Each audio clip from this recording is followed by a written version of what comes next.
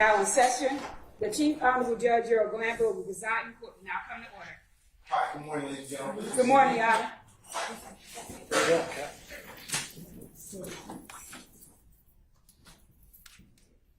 All right, ladies and gentlemen, we are back on the record in the matter of the state of Georgia versus Khalif Adams et al. In 22 SC 183-572. All right, we're going to take roll for today. Let's see, Mr. Stillwell, Mr. Boston, Mr. Shar. Good morning, gentlemen. All right, Mr. Williams, Mr. Steele, Mr. Adams. Good morning. All right, Mr. Kenrick and Mr. Weinstein. Good morning. Good morning. All right, Mr. Huey and Mr. Matthews Jr. and Sr. Good morning. All right, Mr. Nichols and Mr. Garner. Good morning. Mr. Ryan and Misty Williams. Good morning. All right, Mr. Brown, Mr. Uhelski,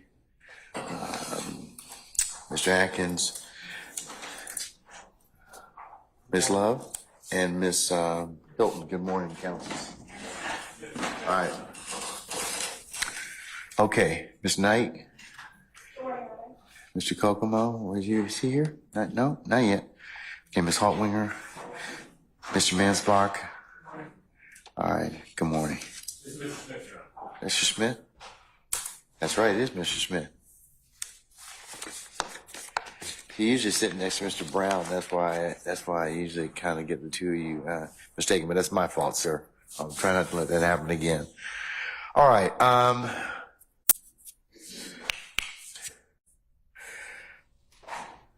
Are all the jurors present, sir? Yes, sir. Okay.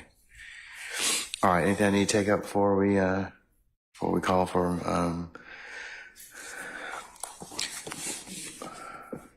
Mr. Copeland?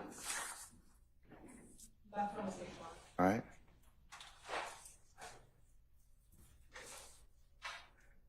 Mr. Steele, you don't have to if you don't want to. I mean, it's okay. I want to. All right, go ahead. I'm just, I don't know what is going on. We know you said we're going to have a hearing with his lawyer. I'm sorry, I didn't quite hear you talking a little low. Said, I don't know what's going on. Last I learned, you said that there'll be a hearing this morning with his lawyer. It's been dark since. He's had, okay. Mr. Copeland's had the opportunity to speak with his lawyer, Miss Bumpus, and it is my understanding he's going to testify. That's the latest I can give you, okay? So we're going to bring Mr. Copeland out, and we'll see what happens, okay? Did the court send the immunity order? It should be filed. It should be part of Odyssey at this point in time. Because it would have been filed, I think, on Friday, so. I don't believe anyone. Ms. Love, did you file that already? We left the yellow envelope with the court for a signature. We were going to file it under seal. You mean the motion? It was the motion and the order. Okay, all right.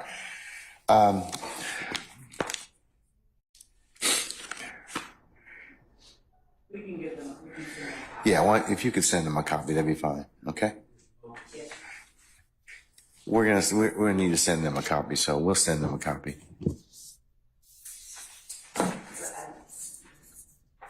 All right. Can we bring out Mr. Copeland, please?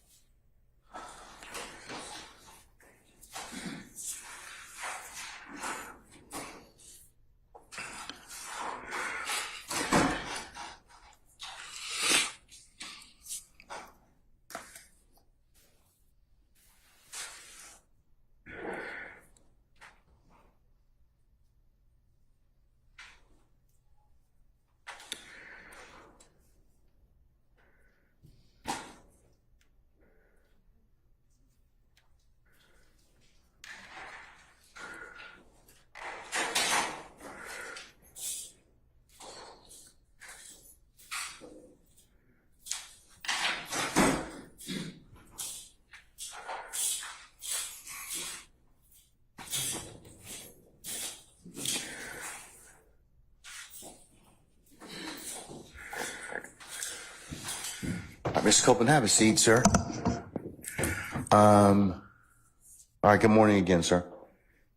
Good morning. Okay. Sir, it is your intent to testify today, is that correct? Yes. Okay. All right. Some of our jurors, please, Sergeant Ingram.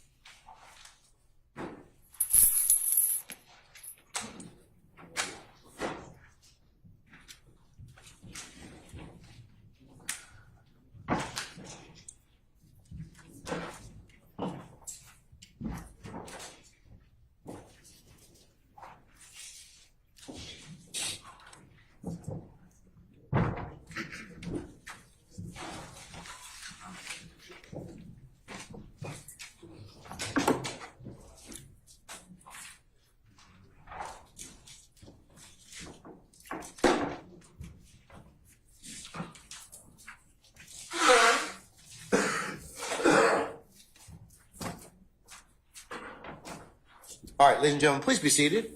All right, thank you, Sergeant Ingram. Ladies and gentlemen, jury, good morning. Good morning. All right, we're going to go ahead and continue with Mr. Copeland here. So go ahead, Ms. Hilton. Thank you, Your Honor.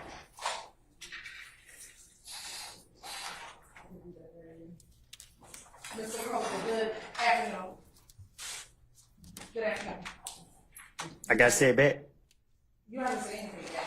On Friday when we left, I asked you how old you are, and you said that you were grown. Can you please tell us in numbers how old you are? Say that again. Sure. Can you please tell the jury how old you are in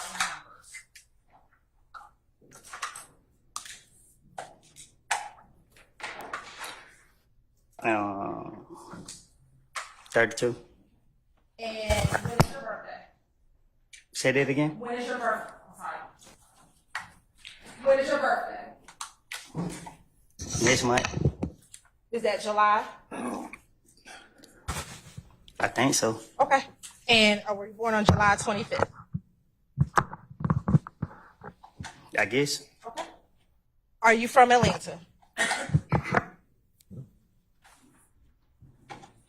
I'm from Canterville. Okay. Is that a section of the city in Atlanta? I guess. You guess? All right. And did you grow up in Mechanicsville? For sure. Did you say for sure? All right. And when you grew up, do you have siblings? Huh? Do you have brothers and sisters? Yeah. All right. And when you were younger, did you live with all of your brothers and sisters? Overruled, sir. Yeah. Okay. I want to specifically talk about your brothers. How many brothers do you have? Overruled, sir.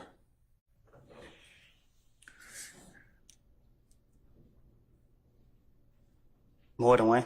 Okay. How many?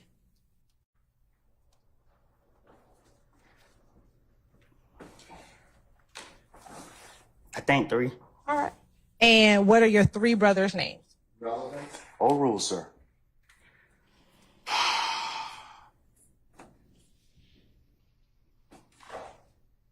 Trey Nato Boss. Say that one more time. You said it fast. Nato Trey's Boss. Nato, Trez, and Boss. Okay. Nato. What's Nato's given name? Or you just give me the first name. I just did. Nato. Yeah. Okay. Trez. What's Trez's first name? Trey's. Is Trez's first name Ron Trez? I guess. All right. And Nato, is that Rodney? I guess. Okay, and then what's the third nickname you gave me? Boss. Is Boss Rodriguez? I guess. All right. And when you were younger, did you go to school? Yes. Where did you attend school? I don't know. I went to a lot of different schools. Okay, what are all the schools you went to? I don't recall all of them. Or just tell me some of them. I only know one. Slater. Slater. Is that elementary school or middle school? Elementary. Why you don't remember what middle school you went to? Did you go to middle school? I think I did. How long did you go to? Did you finish middle school? Relevance. Overruled. Yeah, I think. Okay. Did you go to high school at all? Yeah. All right. When you went to high school, did you go to Southside? Yeah. Yeah. Overruled, sir. Did you graduate from high school? No. All right. Do you remember what year you left high school? No. All right. After high school, did you work? No. What did you do after high school if you weren't working? Say that again. Did you do anything? If you weren't working, what were you doing?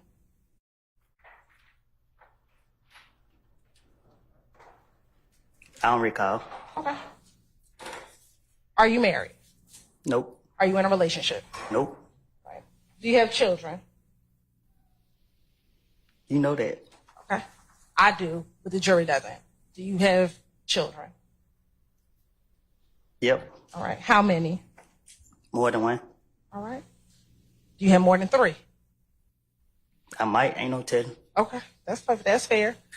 Do you have 2 that you know of? Yeah. All right. And how old are your 2 children? The same age. What's that? I don't know. Y'all been having me in jail so long. I can't recall. Okay. Were you in jail on Friday? Prior to? Yeah, I was in jail Friday. Were you in jail on Thursday? Thursday ain't came yet. No, last Thursday. I felt like it. All right. When you weren't in jail last Thursday, although you felt like it, how old were your children? I don't know their ages. Okay. Are you currently working? I'm in jail. Prior to going to jail on Friday, are you currently working? Nope. All right.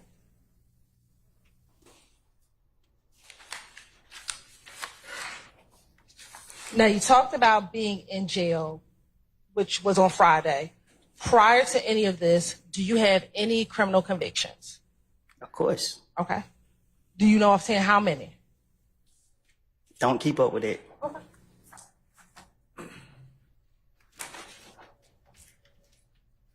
Tell the jurors the types of crimes that you've been convicted of.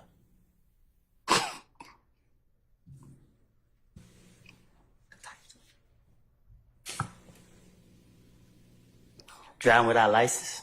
Okay. What else? Driving with suspended license. Okay. What else? Ran in front of police. All right. What else?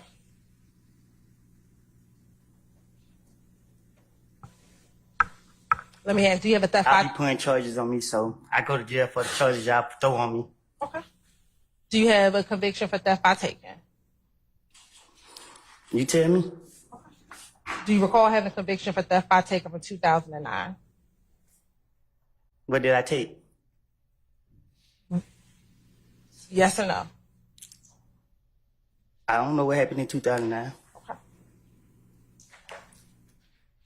Do you recall having any convictions for aggravated assault? Probably so. All right. What about conviction for entering auto? I don't know. Okay. What about for terroristic threats? What about it? Do you have a conviction for terroristic threats? I think they were with the aggravated assault. Okay. What about theft by receiving stolen property? I don't know.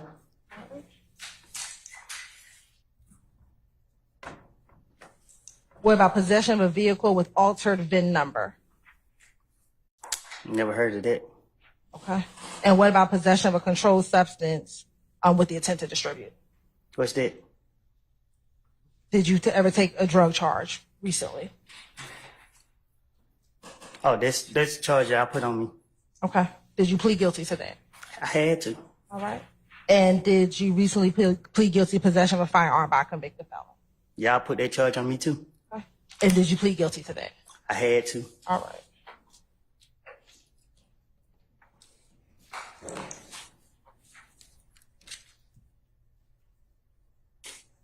Your Honor, the state's going to tender State's Exhibit 382Y, 383Y, 384Y,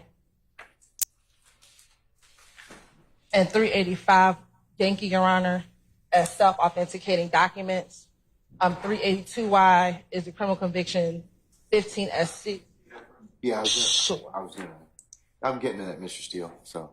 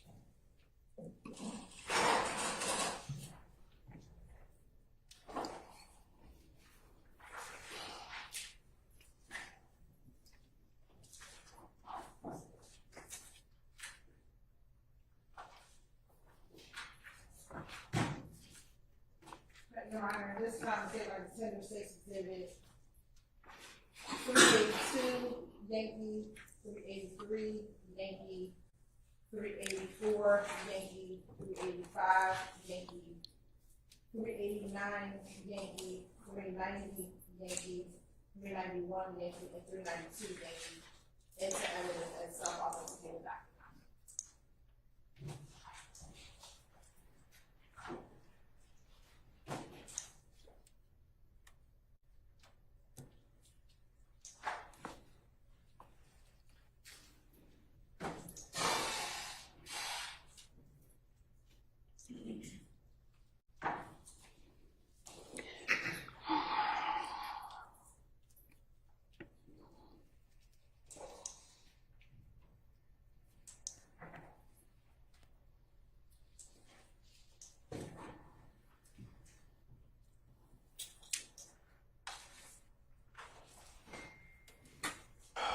Okay, any objections to states 392 Yankee, 383 Yankee, 384 Yankee, 385 Yankee, 389 Yankee, 390 Yankee, or 391 Yankee?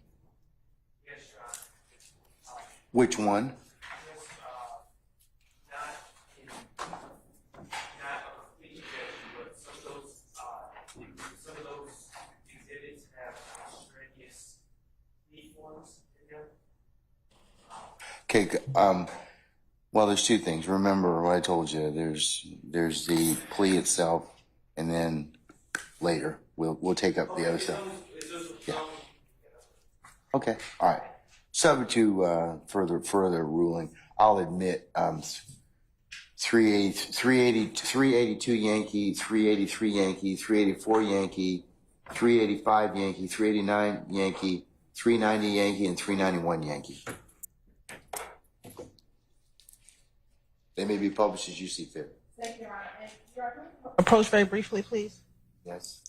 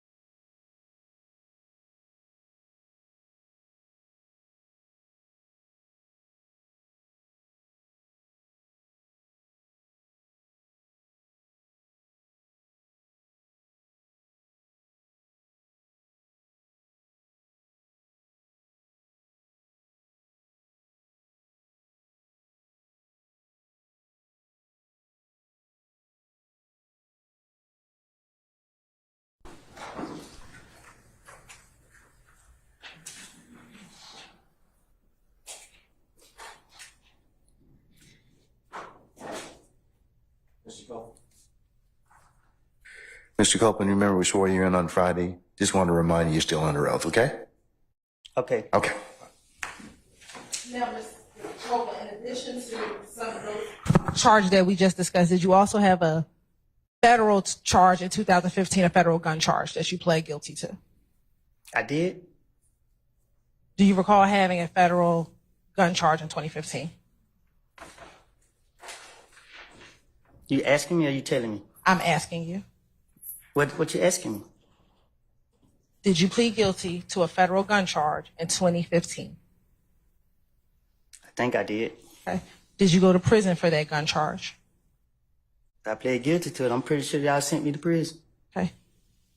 Do you recall how long you spent in prison?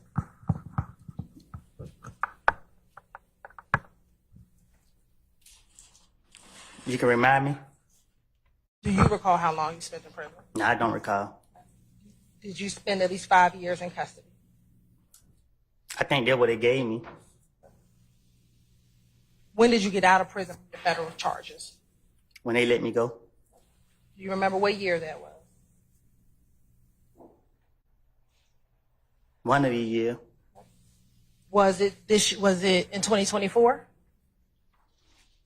It's this year ain't. Right. Nah. Okay. Was it last year in 2023?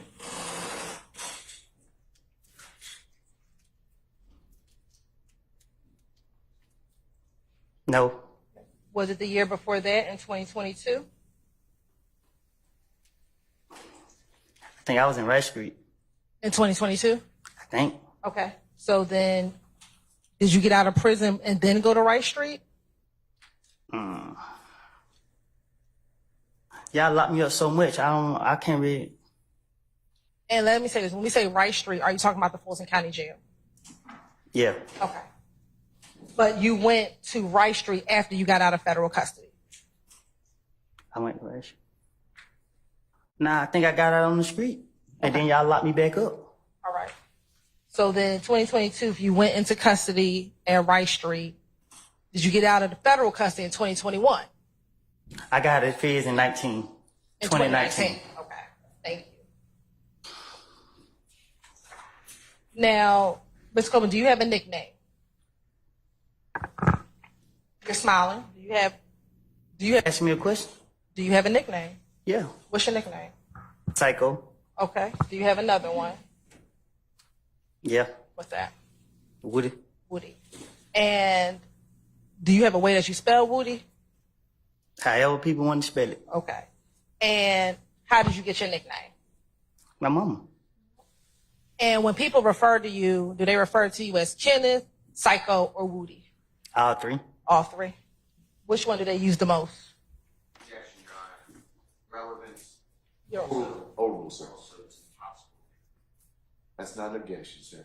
Which one do people Overrule, sir. He said speculation. Overrule, sir. That's right. People who don't know me that good call me Woody. Okay. And what about people who know you? They call me Kenneth. They call you Kenneth. Now I want to ask you if you know a few people, all right? First, do you know someone by the name of Shannon Stillwell? What's his nickname? SB. Or Shannon?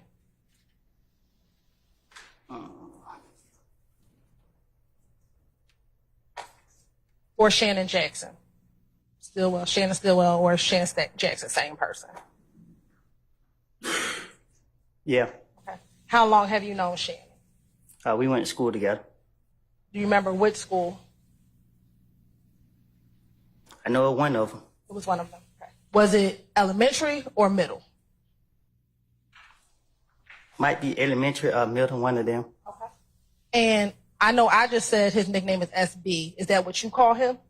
That's what I call who? Shannon. No. Okay. What do you call Shannon? I call him Shannon. And do you see Shannon in the courtroom today? Well, I got a vision problem. Okay. I can't see that far. All right. So if you want to stand up and look around the courtroom and look around the entire courtroom, tell me if you see Shannon in the courtroom today.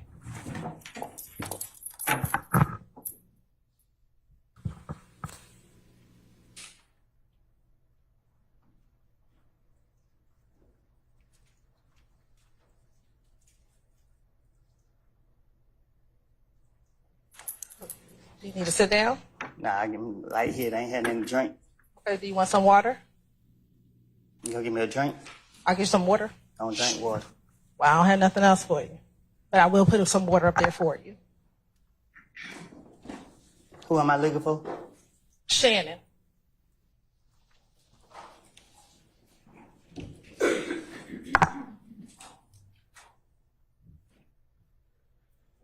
I think I see him. Okay. When you say you think, you can have a seat. When you say you think you see him, what do you think he's wearing?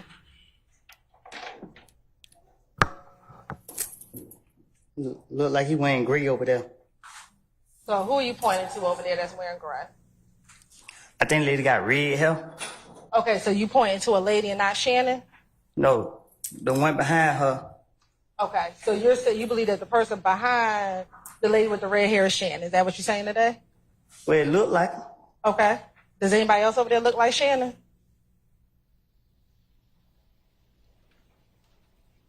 Yeah.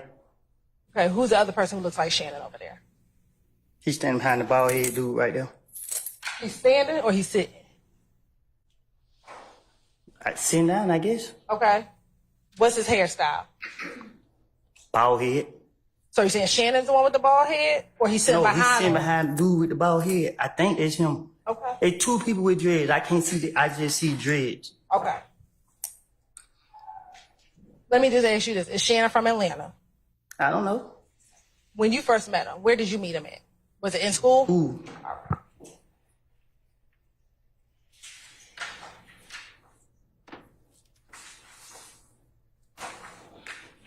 While y'all were in school, did y'all develop a friendship? Nope. Okay. At some point in time, did you ever develop a friendship with Shannon? Yeah. Okay. When was that? I don't know when, but at one point we became cool. Okay. And when you say cool, what do you mean? COOL. I didn't ask you to spell it. I asked you what you mean. Well, we became cool. I don't know what you mean. I don't know. Did you look at him as a brother? Was he an acquaintance? Was he just someone you talked to on occasion?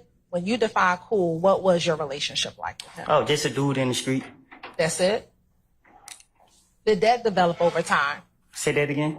You said he was just a dude in the street. Did that relationship develop over time? Where he became more than just a dude on the street? I guess. Okay. And when you say, I guess, what do you mean? What you mean? What do I mean? We became cool. Okay. During the course of your coolness with Shannon, did you meet any of his family members? Say that again. As your coolness of your relationship developed, did you meet any family members of his? No. Never met any of his family members? I never met none of his family members. Okay. What about any of his girlfriends? What you mean? Have you ever met any of the people he ever dated?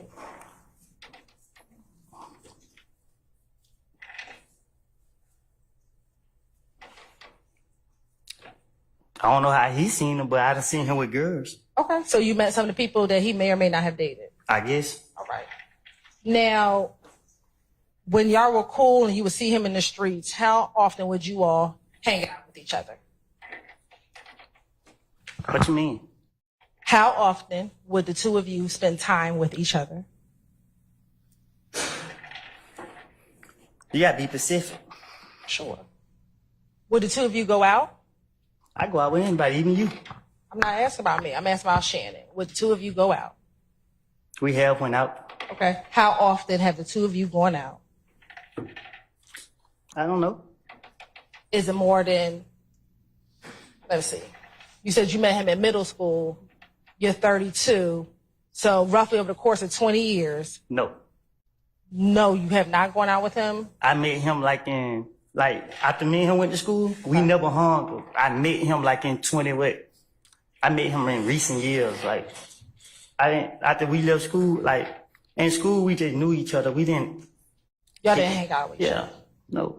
So about how old were you when y'all began hanging out with each other? Most of our, whatever you trying to say, I was in jail. So. But prior to you going to jail, Did you hang out with Shannon? I said yeah to that. Okay. So my question is, if we're in 2024, I want you to think back your earliest memory outside of school when you would first start hanging out with Shannon. Thinking back, all I remember is being in jail most of the time.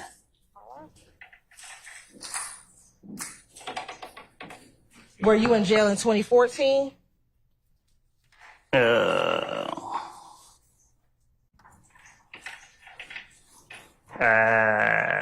I've been in and out. Okay. What about jail in 2013? Yes. Okay. Were you friends with Shannon when you were in jail in 2013? I knew him. Okay. You knew him? Are you saying you didn't hang out with him, or you just knew who he was? Yeah, I knew who he was. I think that, I think I took a few pictures with him back then, but I don't recall, no, I'm lying. I knew him before 13. You knew him before 13. Okay. About when? I think I met him, I don't know if it was 2010, something like that, I don't know. Okay. So at least at this point, about roughly 14 years. You know. But I've been in jail most of that time, so. Did you all speak while you were in jail? A few times. So your friendship didn't stop just because you went to jail? What you mean? I stayed. Did your friendship stop just because you went to jail? Or Who determined when a friendship start and stop? I guess you would. I will. Yeah. So did your friendship stop? Or your coolness, because you said coolness. Did your coolness stop with him when you went to jail? Well, in jail, out of sight, out of mind. One day I probably called or something. I don't. Okay. You're on permission to approach?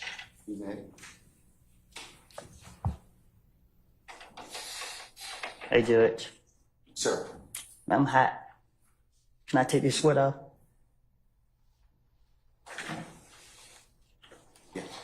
We have to go into recess for school. We'll do it right there.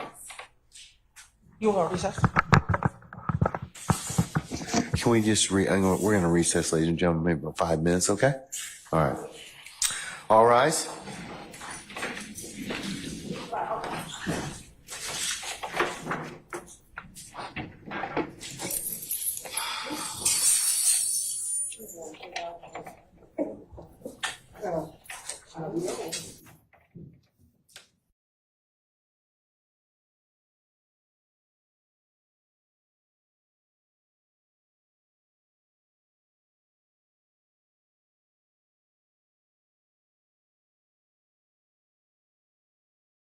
Get your take it off, okay?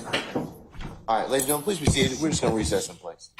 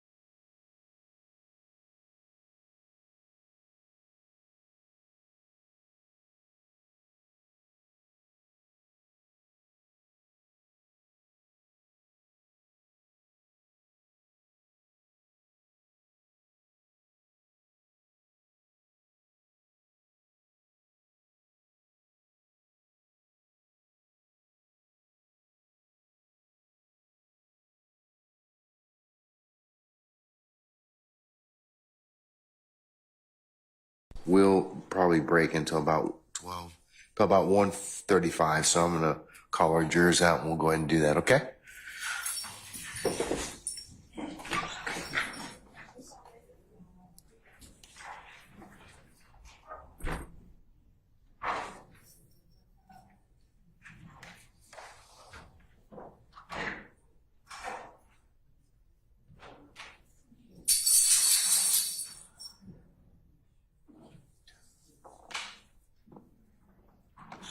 All rise for the jury. Stand up for me.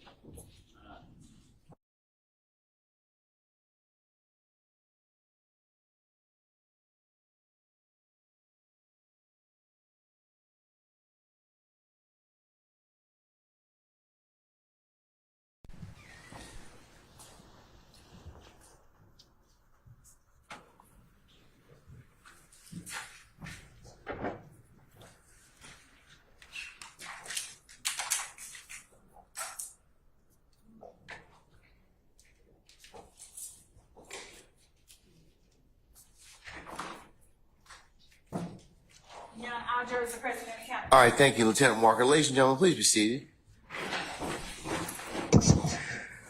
Ladies and gentlemen, jury, we've had to take up some ancillary business, and it's the lunchtime hour at this point in time. So what I was going to recommend we do is break until 1:35.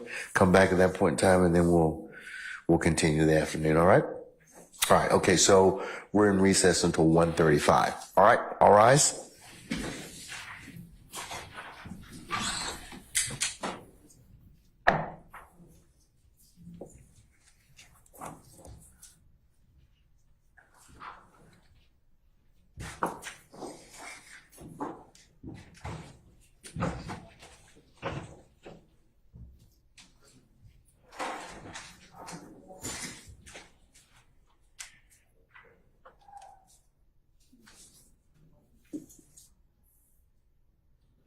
All right, folks, we're in recess. See you then, back at 1:35.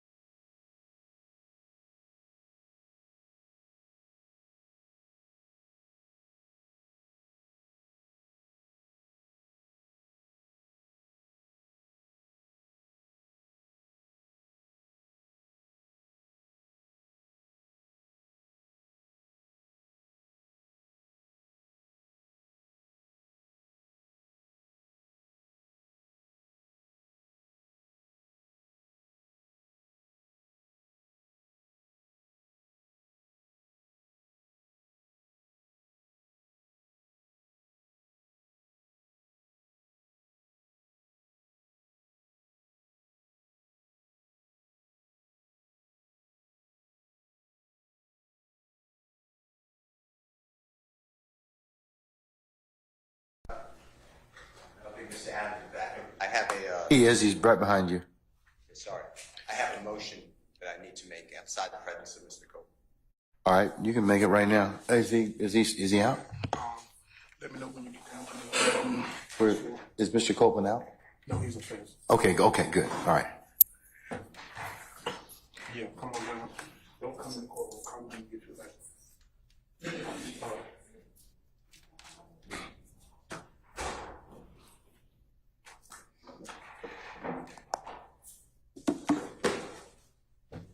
Thank you. Go ahead. The way I understand my constitutional obligations, pursuant to the 6th and 14th Amendments of the United States Constitution, the corresponding sections of the Georgia Constitution, I'm required to make a full and complete statement to the court.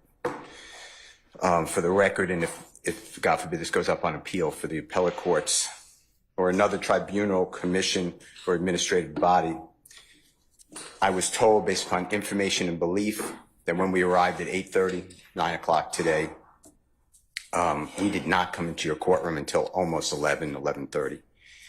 And what I found out just recently, this is not waived, is that supposedly in chambers, this honorable court reporter at times, honorable court at times, district attorney or district attorneys from the DA's office, as well as investigators, sheriff deputies, Mr. Copeland and his counsel met together.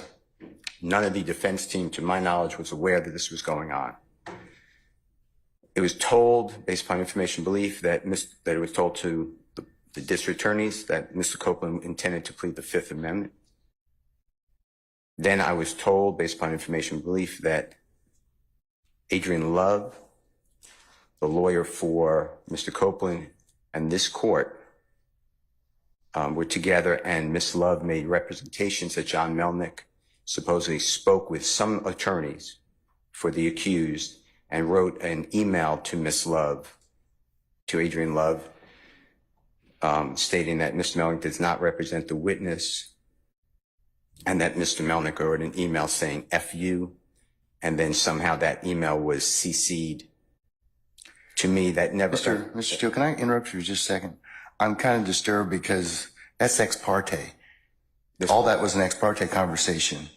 How did you find out about any of that? Well, I'm disturbed too, and the reason I'm asking you a question. How did you find out about it? I'm going to ask you the question. Okay.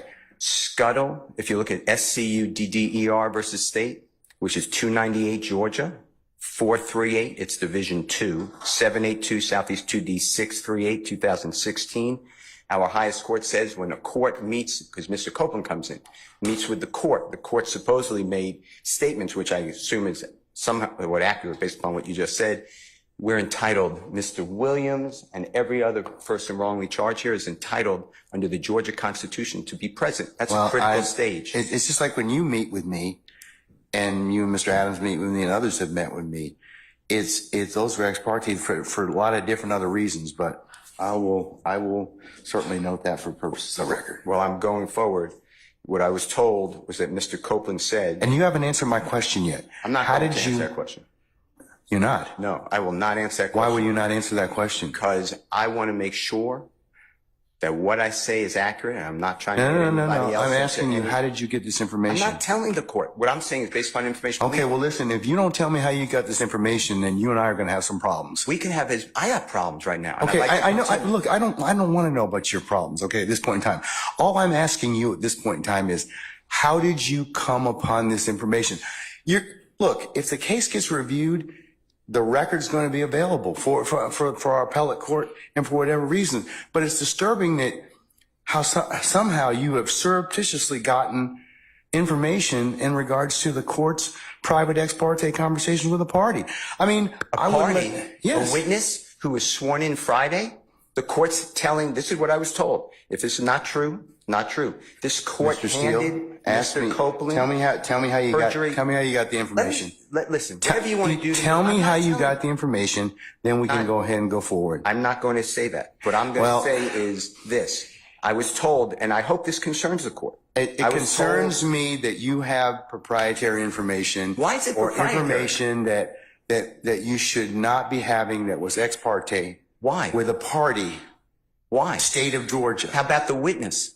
How about Mr. Copeland, who supposedly announced he's not testifying and he'll sit for 2 years, and then supposedly this honorable court, okay. or excuse me, let me rephrase that. This court supposedly said, I can hold you until the end of this trial. Ms. Hilton supposedly said, actually, all of the defendants and then all 26 people are disposed of. If that's true, what this is coercion, witness intimidation, ex parte communications that we have a constitutional right to be present for. So I understand that you're upset towards me, but I don't know what I did. Mr. Steele, I'm I doing still what want to everybody know, should how do. did you come upon this information? Who told you? What I want to know is, why wasn't I there?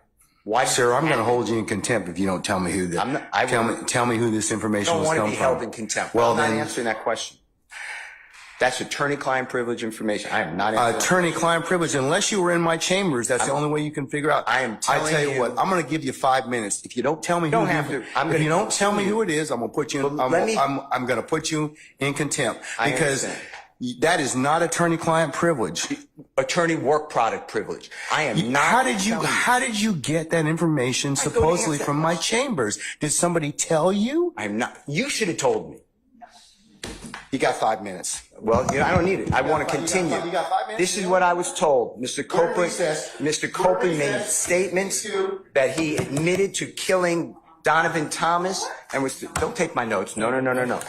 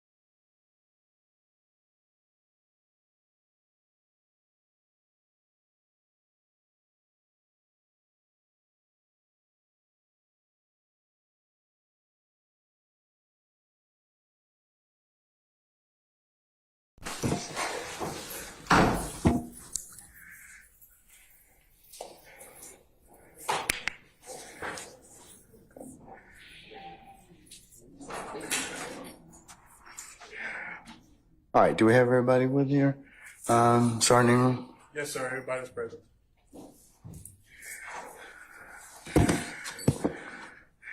Okay, Mr. Steele, would you take the podium, please, sir?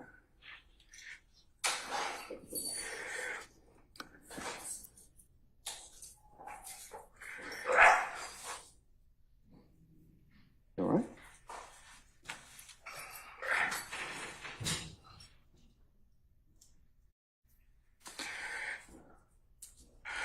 All right. Mr. Steele, before I recessed, I asked you, how did you get this information? And it is not covered by work product. There's only one way you could have gotten it. So I'm going to ask you again. And I respect that. And it gives me no joy, but as you know, Georgia Rule of Professional Conduct, please check me. Rule 1.6, comment 5 reads, and this is what I have. 1.6. I know what the rule says, but here's the thing. Well, let me just. You need to please tell me who you got it from. I'm not asking you sum and substance of anything as of yet, okay? But I need you to tell me how you got the information. If you don't tell me how you got the information, I'm going to hold you in contempt. I understand. I don't want to be held in contempt. And I don't want to hold you in contempt, but this is so sacrosanct to have a conversation in my chambers parroted to you and others. It is that serious. Yeah. And that's why I raised it. It is that serious that we should have been there and it shouldn't have happened. Sir, that's a whole separate issue. And that's why ex parte conversations are recorded. Why would it be ex parte? You're acting like it's ex parte under seal. It's ex parte. It's ex parte because that's what the state asked me to do. It's just like when you asked me for an ex parte conversation. I've never asked this honorable court or any court to meet with me and a witness. Sir, you're straying off the issue. I'm not. The issue is how did you get this information? I understand the issue. I promise you I understand it. But what I'm trying to ask you is, if you look at comment 5, this is how I understand the law. You cannot you can't violate something and then use privilege. Okay? I'm not violating anything. Okay, but that's why I'm saying, how did you get for information? But just listen to what I'm trying to tell you. You're saying, you're threatening me with contempt. The privilege in 1.6 would occur if you were in the right place, right time to begin with. You weren't. Let me tell you, I'm just reading from it. But if I'm reading it wrong, I'm not trying to. It says 1.6 applies not merely to matters communicated in confidence by the client, but also to all information gained in the professional relationship, whatever its source. So you're asking me to break, you're ordering me, maybe, you're asking me, I'm not saying you're ordering me, but to give you information, and you're saying it's not substance, but I'm telling you I can't do that under the bar rule. All right, well, I'm going to hold you in contempt. And you can think about it. 5 o'clock today, we'll see where you are at that stand on that point. Because no, that's not what I understand the rule to be. I've not asked you sum and substance of what was said. I asked you how you got it. I can't do that. Yes, you can, because I have an idea how you got it. Well, your idea. I have an idea how you got it, but that's improper, sir. Your idea may be wrong, and you're asking me to listen. I told you the first time. And I'm not going to breach that confidence. I don't want to hold you in contempt, but this is that serious. Judge, you cannot eavesdrop and get information that was not meant for you to hear at that particular point in time. Judge, listen, and listen, I'll do whatever you want to 5 o'clock or thereafter. But what I'm trying to tell you is, Your Honor, this is so serious to me. We need a hearing, and I'm moving for a mistrial. It is my understanding, based upon information belief, from whom? Part of it. From whom? Well, I'd like to get the substance first, and then we can. Okay, well, then you'll be in custody until then, because you need to tell me how you got the information. I'm not asking you what was said. You've already kind of given us some snippets of what you said. That tells me that somebody parroted that information to you. So, but you're assuming something because I told you already. Well, then, other than if you were sitting, unless you were sitting in there with a recorder or Miss Love or Miss Hilton, or one of the deputies gave you that information, or Miss Weaver shot you a rough copy of the transcript, there's only one other person that's left.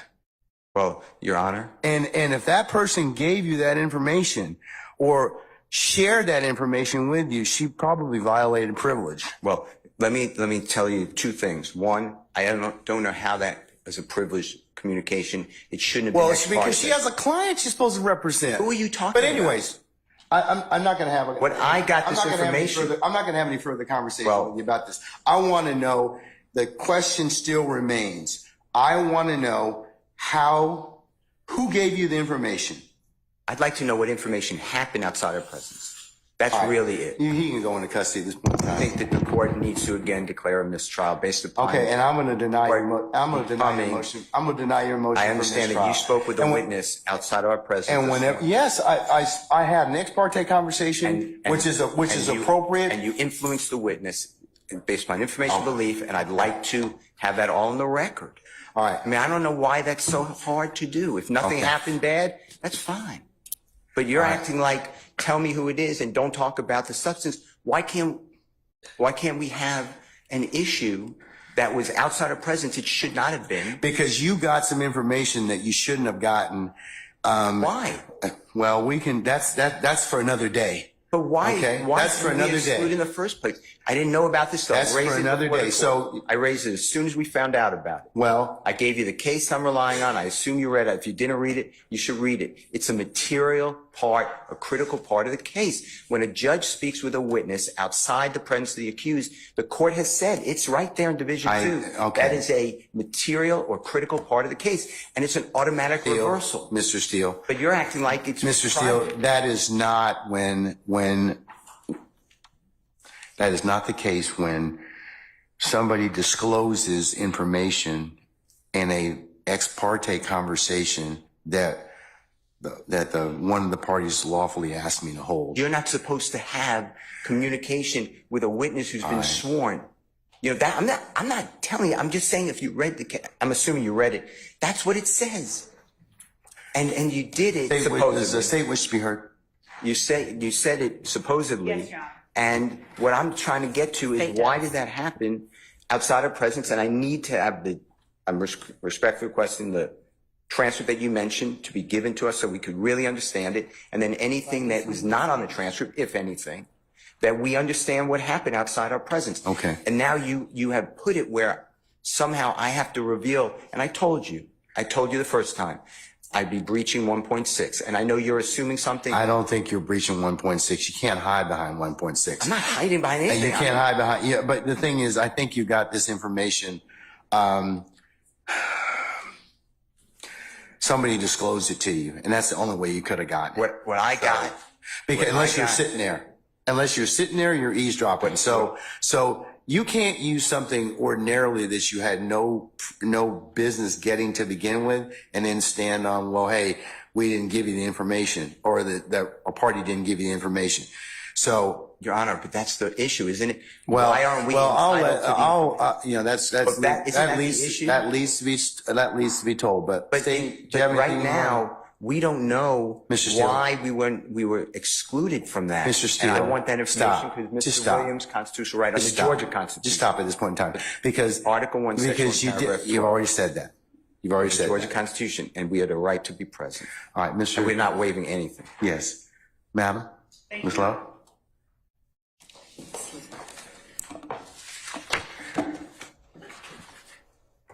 And Your Honor, excuse me. And I know I said this previously. Yes, sir. But we are not accepting any proffer Oh, from gosh, Ms. Lowe. okay, excuse me. Okay. All right. Yes, ma'am. Your Honor, I am disturbed by Mr. Steele's representations to the court. The court has inquired. We have no way of knowing what it is or who it was that disclosed information that was contained within an ex parte conversation. Not only was there an ex parte communication between that we requested as the state to be on record with the court, but there was communication made, I believe, to a person and his lawyer.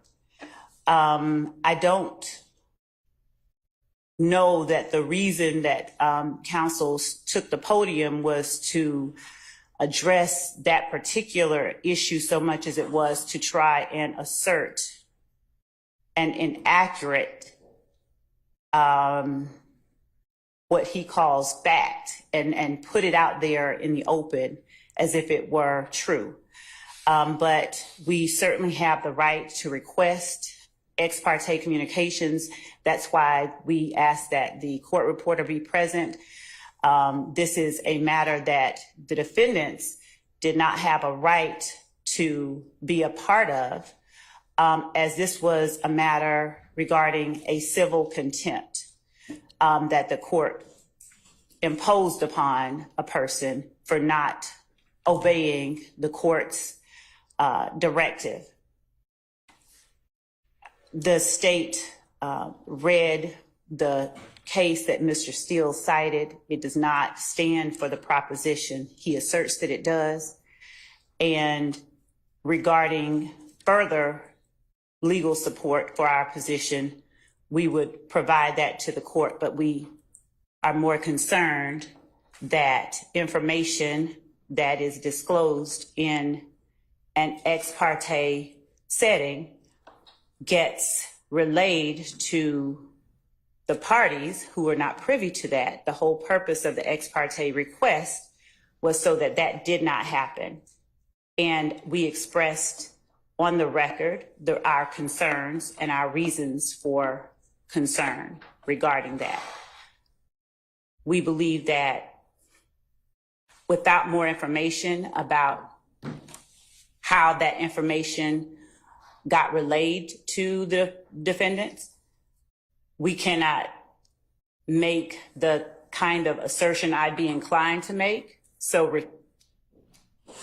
before making the next set of assertions, I would need to know how that information was made privy to them, to counsels for the defendant. We did not act inappropriately or outside of the rules of professional responsibility. And if need be, we will reach out to the state bar ourselves and ask what the appropriate remedy is for everything that has happened over the last 2 days, well, the last 2 work days, because we are extremely concerned. We have observed a number of actions on the parts of a number of people that I am not comfortable stating publicly at this time, but that would appear to call for being addressed in some other way. So as to Mr. Steele's request, I guess it was for a mistrial. I'm not even certain what all that was. I think it was probably more to make inaccurate assertions on the record public to whomever was within listening shot of his voice. And we would ask that the court strike everything that he said from the time he stood up and started talking after the court asked him where it was that he obtained the information that was made privy in counsel for this court. All right.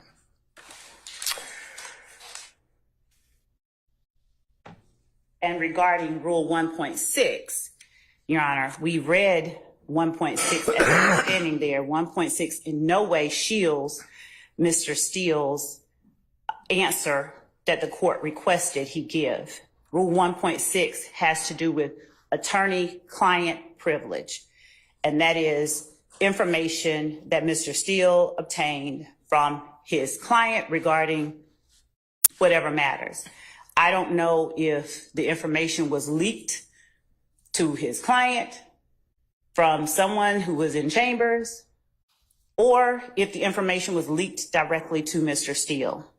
In either event, it is concerning and in no way falls under the protections of Rule 1.6. If the court would allow me a moment. All right.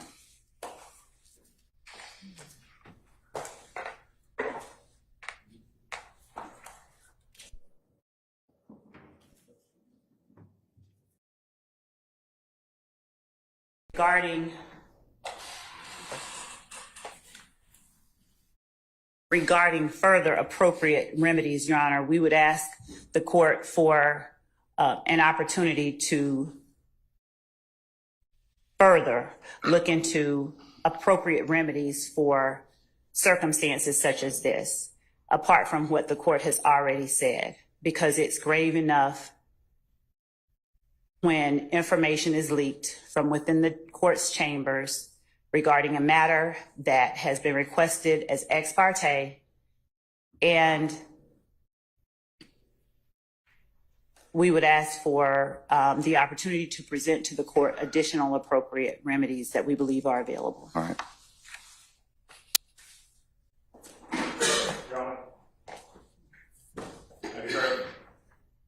Sure. And Your Honor, also, unless it's Mr. Adams representing Mr. Steele in the capacity as someone who has been held in contempt, Mr. Steele just argued whatever it is that they are trying to argue based on information we believe illegally obtained from the court's chambers. I represent Mr. Williams, and my statements are in regards to my representation of Mr. Williams. All right. He has two attorneys. Okay, yeah, he does, but The court, now having found Mr. Steele in contempt, if the court continues in that position, that leaves Mr. Williams represented, at least at this juncture, by myself. That puts me in a position of making sure the court is aware that I'm in receipt of the same information that Mr. Steele received. I'm of the same opinion that the court has engaged in behavior that I believe compromises and corrupts the continuation of this trial. I do believe that we are entitled to and should receive a copy of the transcript so that a full investigation can be made as to what we believe has occurred here. And so I take the same position as Mr. Steele. I am asking for a mistrial, as he did previously, and I'm telling the court that I do not believe that we can proceed at this point based upon the information that we've received. all right. So, And frankly, I don't believe the state has any say in that. My statements are in regards to my representation of Mr. Williams, and if Mr. Steele is going to be held in contempt, I have exactly the same position. I also do not. well, believe I asked him, so I didn't ask you. Yeah. So, but I'll leave it at that. Okay.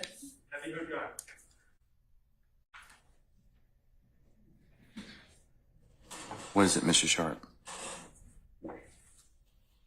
Thank you, Your Honor. As you know, I represent Shannon Stillwell. On behalf of Shannon Stillwell, I am going to be moving for a mistrial, first and foremost. I just want to clear up a few things that have been said. Today, we were instructed to come 8:30 for a 9 o'clock start. I would not be honest with the court if I said I was here at 8:30, but I was probably here at about 8:40.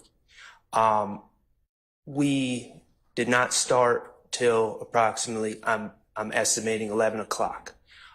Clearly, we figured something was going on.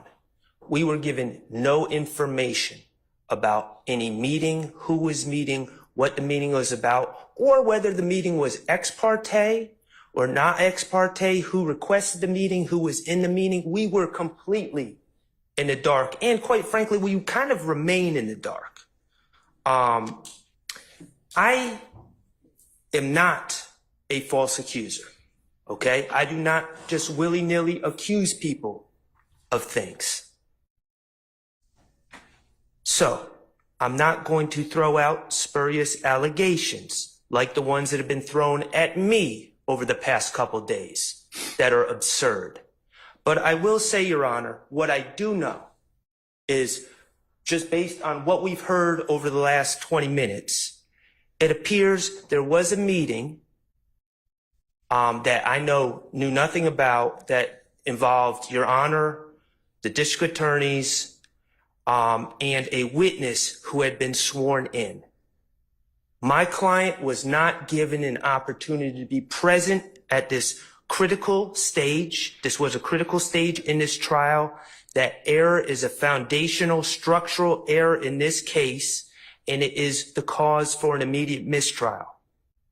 Additionally, Your Honor, I believe that this meeting, again, I'm going to ask for the transcript and I'm going to ask for the recordings as well, should they exist.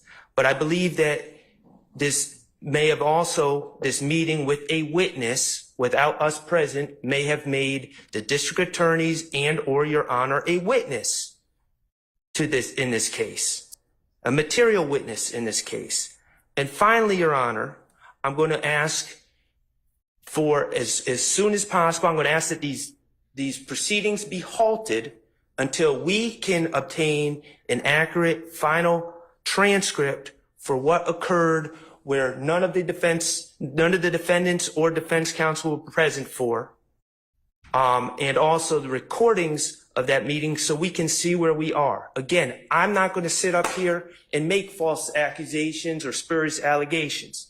But I do think we need to figure out what happened. We need to be in the know and not in the dark about what happened when a meeting occurs with a witness that has been sworn in. And we're not invited to the party. So those are my requests, Your Honor. I think it's necessary at this time to put a halt to these proceedings. I am moving for a mistrial. I have not waived anything. I just found out about this information. It is timely, and that's our stance, Your Honor. Thank you. I've noted your motion for mistrial. It's denied. Okay, same thing. You want the Harvey? Okay, all right. Okay, Mr. I'm adopting all of the statements. All right. Good afternoon, Your Honor. Carlton Matthews here on behalf of Mr. Mark Huey. Okay. We are also adopting all the arguments that have been made by All right, sir. Steele, by Attorney Keith Adams, by Attorney Max Sharp, by Attorney Douglas Weinstein. We also we were here at the appropriate time, and when the court did come out, we were not made aware that there had even been an explanation communication that was had, that was on the record, just in the point of just letting the parties know that there had been this particular meeting. I had my suspicions that that was likely what was going on, but I could not reduce that to a fact. When the court came out, the court just got started. We believe that based upon, again, ex parte, we don't have to know the substance all the time. Just the fact that there was that meeting, Your Honor, would have at least put us on some notice that there was something that was going on, even beforehand. I thought that would have been the appropriate move, but nonetheless, Your Honor, I'm asking the court for mistrial. I believe that it's appropriate here under these facts and circumstances. Thank you. All right, motion for mistrial denied. Ms. T. Williams? All right, thank you, madam. Motion's denied. Mr. Garner?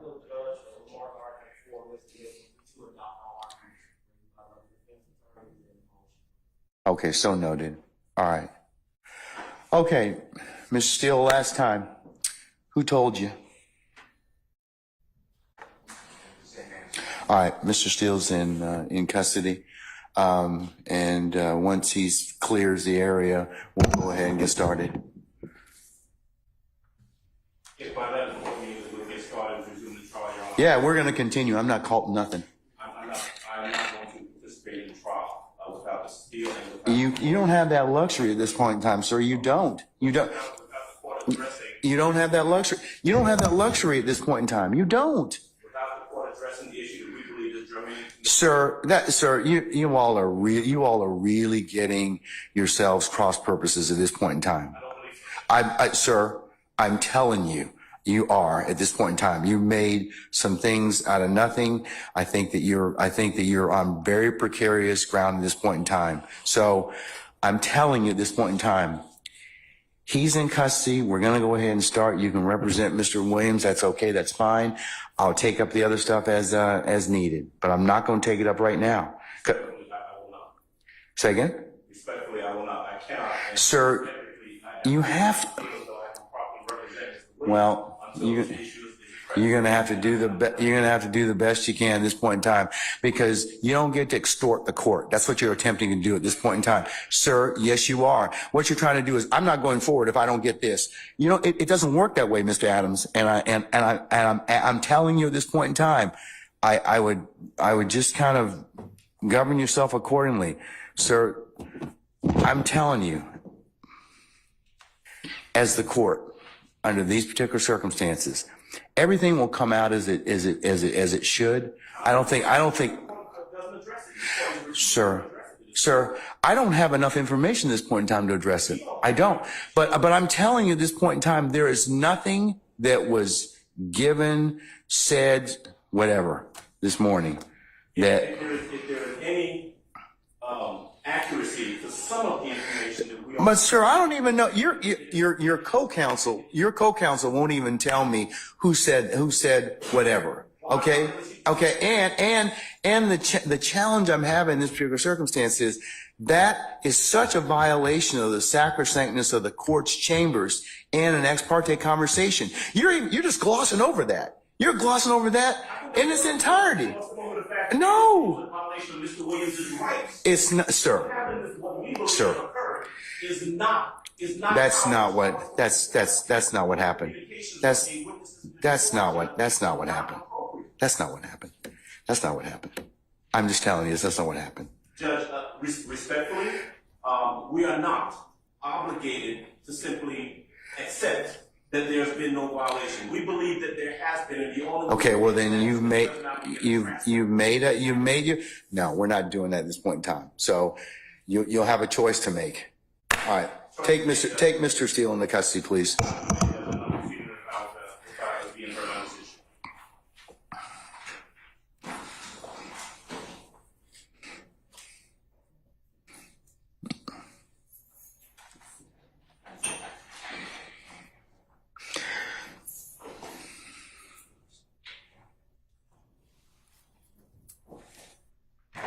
Your Honor, would the court afford me one moment to confer with counsel regarding the appropriate remedy in this type of situation? Okay, all right.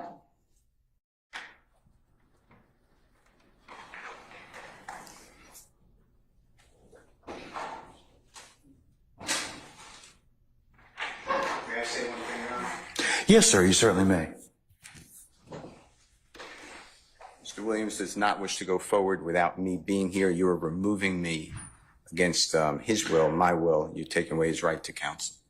And you're conducting material parts of this trial without me present, and I can't learn about it by watching online. So for that reason, additionally, I asked for a mistrial. And I assume you deny, but I'd like you to deny our motions for mistrial. You denied the other people.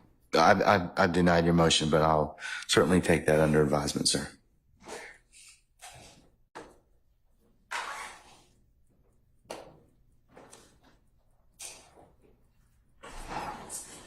We're going to be in recess for the next 5 minutes.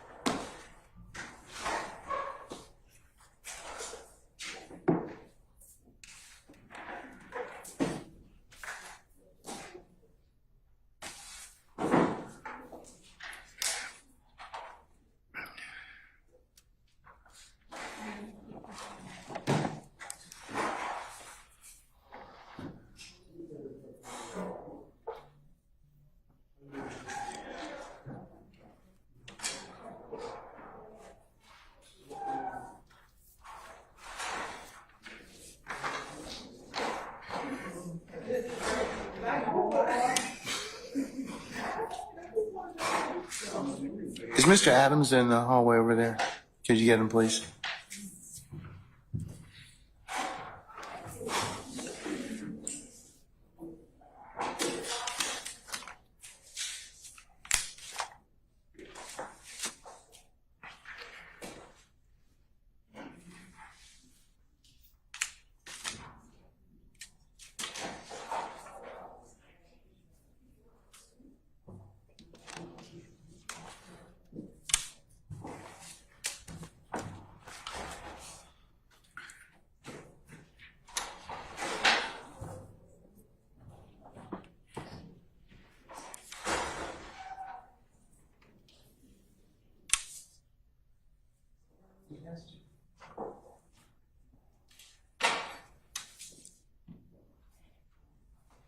He's refusing to come in.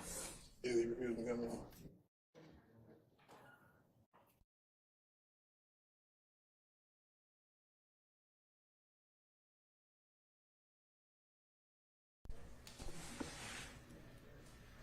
Can we? Tell Mr. Adams to come so I can put some stuff on the record, please.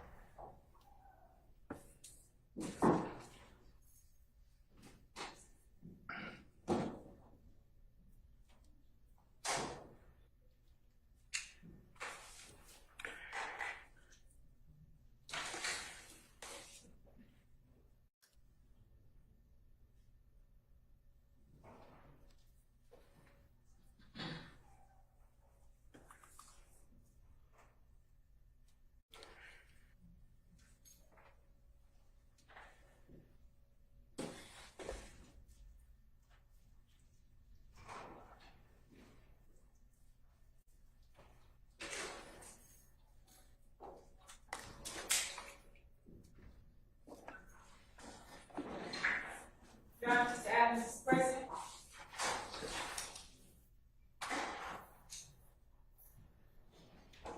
Just hang tight, sir.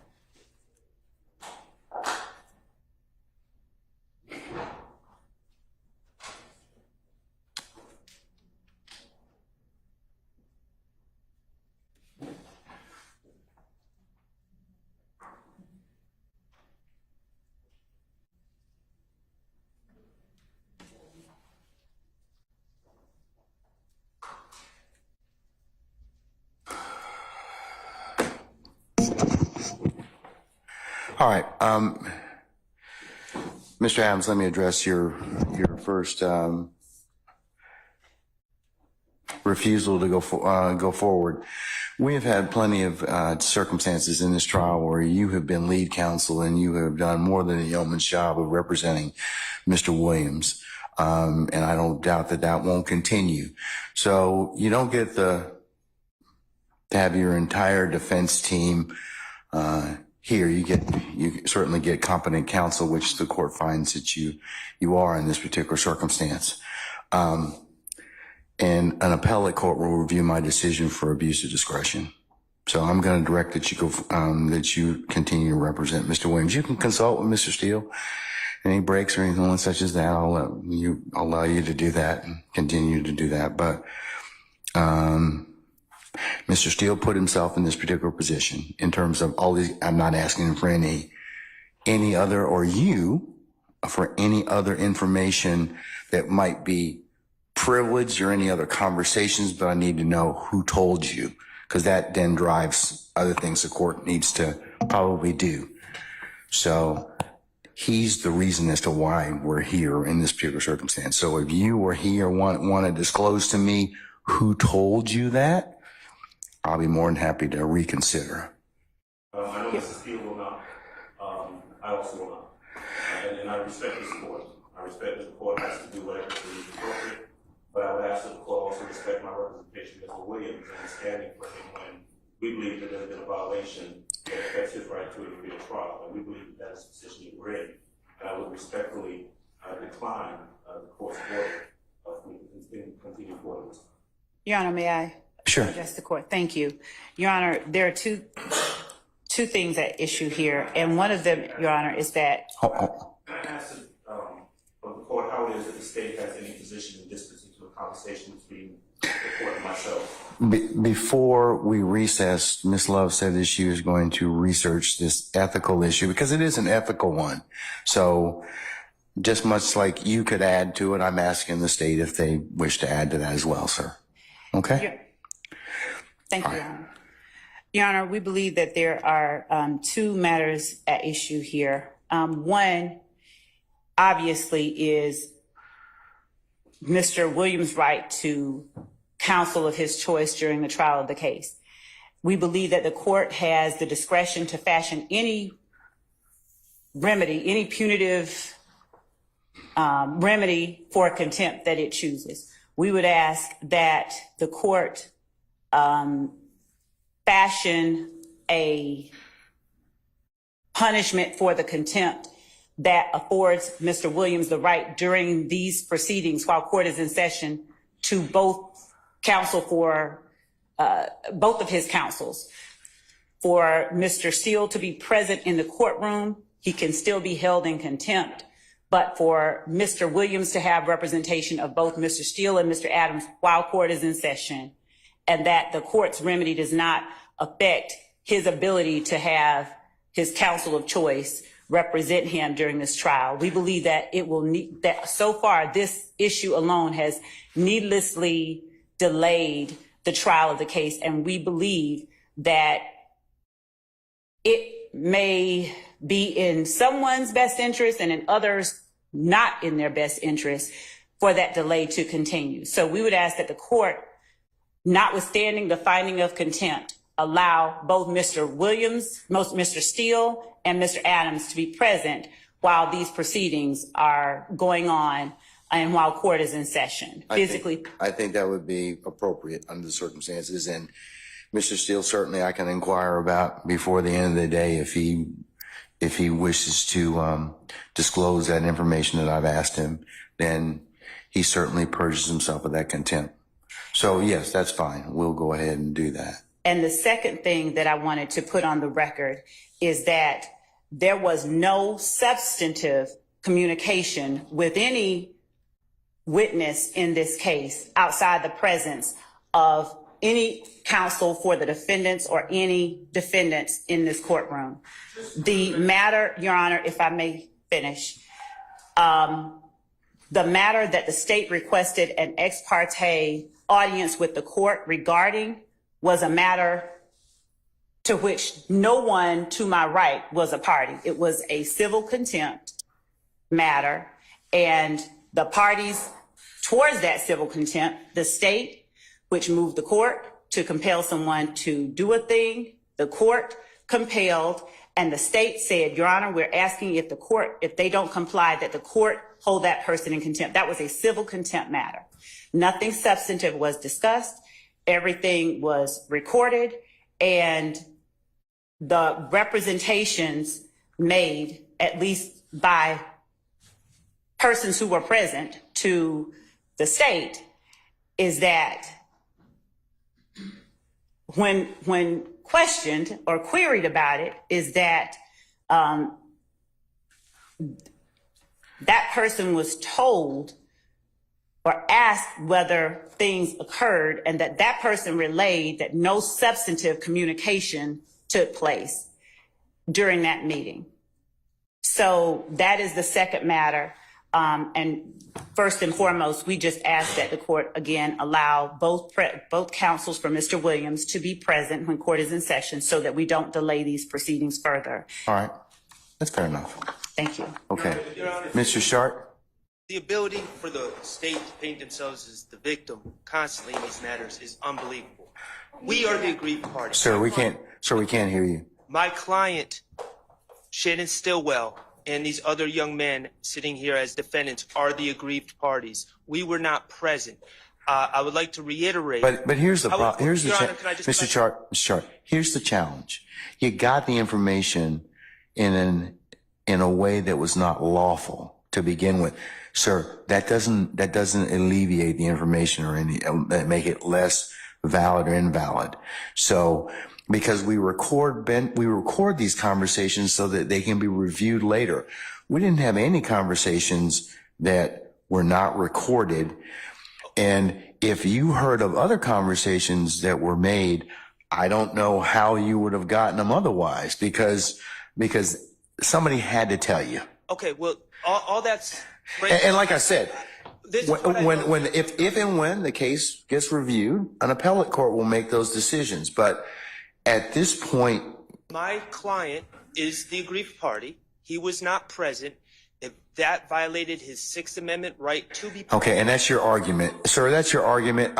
That's your argument. One other thing, Your Honor. That's your argument. All I'm asking for is some sunlight to come over these proceedings. Sir, this is not an open meeting. This is not sun. This is not a sunlight situation. Release the transcript, and then we can see, because we do not accept Ms. Love's representation. Okay, you don't accept the court's representation? I'm telling you. Like the transcript. I'm telling you at this point in time, when the case is reviewed on appeal, if I am wrong, then certainly the appellate court can tell me, and certainly there are other bodies in Georgia that certainly my conduct can be reviewed by. But at this point, I'm telling you that's the sum and substance of it.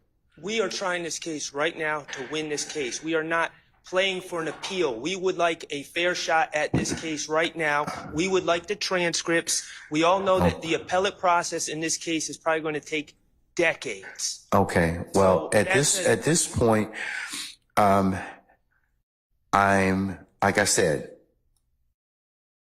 I need to have a little bit more information in order for me to kind of make some other decisions in this case. I'm not saying that you may or may not get that information, but at this point, there was nothing that was improper about and the ex parte conversations. The court's more concerned about is the disclosure. So, and I understand the court's concern, but as the counsel for Mr. Stillwell, my concern is the meeting that he was not allowed to be present for. okay, all right. Thank you, sir.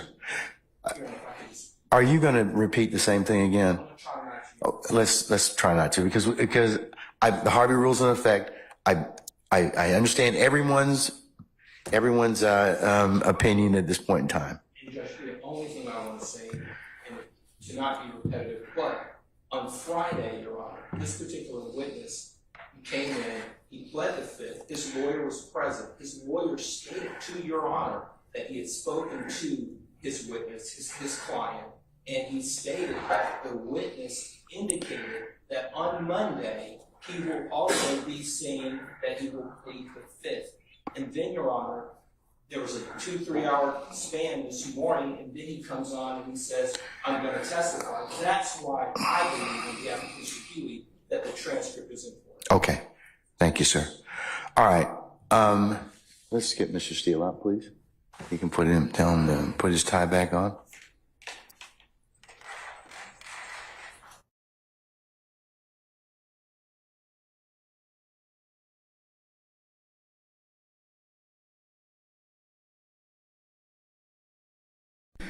And then we'll go ahead and get started at that point in time, okay?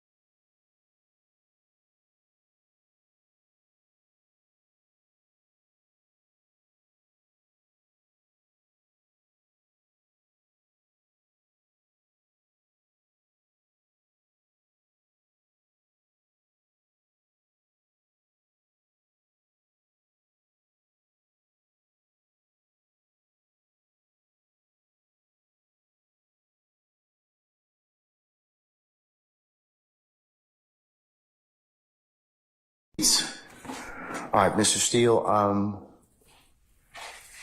in the interest of your representation, continued representation of Mr. Williams, is been brought to court suggestion that you be here until when we've in all open sessions of court and until we finish for the day. So I'm still going to hold you in contempt. You can purge that contempt by just telling me who it is that told you this information. That's all I need to know. But at the end of today, I'll ask you that question again today. We did not take up any business in your absence, other than Mr. Adams eloquently saying that he was not going to go forward without having you present with him. So, and him not wanting to divulge who the information came from either. So, with that, sir, we're going to go ahead and continue. All right. Ask a question. Yes, sir. Did the court order the transcript that we can see it and have a hearing and call witnesses? No, I'm not gonna order the transcript as of yet, because if the case should be reviewed, the appellate court will have that particular ability to do that. I don't believe at this point in time it is the court's understanding of the ex parte conversation that the disclosure is the more troublesome remedy. If I did something wrong, then certainly that can be reviewed. But I'm not at this point in time going to release any of the transcript in terms of what may be disclosed or that was said in Chambers ex parte at this point. Well, I was told based upon information belief that it would affect this witness's testimony in front of the jury, because I was told based upon information belief that depending upon how the day goes, he may go home or not, depending upon his testimony. I'd like to know what that's about. I don't know, Mr. Steele. I don't know. I mean, that's why I would like to know who it is that told you or disclosed this information from Chambers, because I don't know if this person even had, if that conversation was even had within my presence or hearing. I don't. So I would like to have a hearing with the court as a witness, with the DAs as a witness, with the deputies as a witness, with Mr. Copeland as a witness, with his counsel as a witness, court reporter, transcript. And Judge, I'm not trying to be harmful. Mr. Steele, I think that you're running a very thin professional responsibility line. I don't think you have cover at this point in time. I think you're blowing your coverage at this point, because I do think that somebody told you some things that violate privilege. What privilege? Attorney-client privilege. So, I mean, but that's beside the point at this point in time. We're not going to argue about that right now. I just need, the way you purge your contempt is that you just tell me who told you this. I'm not asking you what was said. But you're indicating what was said. Yes. I want to know who told it to you. And I'm making it based upon information belief. But I need to know who it is, because that's critical for the court taking remedial steps at this point in time. You're holding me in contempt. No. Yeah, I'm holding you in contempt because you won't tell me who. How could something, I'm not trying to be obstruction, but how could something be attorney-client privilege if it happened before the court? Well, because if somebody's a represented party and they disclose the information that to you all as parties in this case, that could be a problem. That could be a problem. I don't. I mean, like I said, I don't know what was said to you. I don't. I'm trying to get out. That's improper at this point in time. Why? Because you are telling the court conversations that you are privy to in my chambers that I know you weren't present. But the court was present. That's what I'm trying to say. That doesn't make a difference, but you got information that you shouldn't have had. And then you turn around and you say, well, the court did something wrong and that we should be entitled to have the transcript. You all have contorted and perverted that particular process. You really have. What I said was it is a material part of the trial. It's not, well. Has a right to be at, and I'd like to exercise. It would be just like if you all in the past have had ex parte conversations with the court. And I won't say about for what. You and Mr. Adams. and others. That is your right, and that little period, or that little conclave of discussion with the court protects you and protects the system. It's recorded and taken down, so if it needs to be reviewed later, it gets reviewed. But you have made something out of it that where I'm kind of at a disadvantage at this point in time. So, because I didn't invite you into that particular proceeding, and I don't think you had a right to be there. Well, all I know is what I told you, and there's more. Okay, well. There's a witness testifying who met with the court and the DAs. That doesn't concern us? Your Honor, Meaning the defense? I think that for an ex parte conversation, in terms of what was said, and I'm not gonna keep continuing to discuss this because the transcript is what the transcript is, and it will say what it reflects. It really will, and the court will stand by that. But the other conversations that you may be privy to or may have been disclosed to you, they're troubling. They are. That's why I've got to find out who it is that disclosed that information. So you have the keys to your own contempt. I don't want to hold you in contempt, sir. I don't. I'm not asking you to tell me what was said between the two of you, but I do need to know who told you. So if you're willing to tell me that, that's fine. That will purge your contempt. If you don't want to, then, I'll unfortunately have to look at and waiting to get that information. So you can let me know.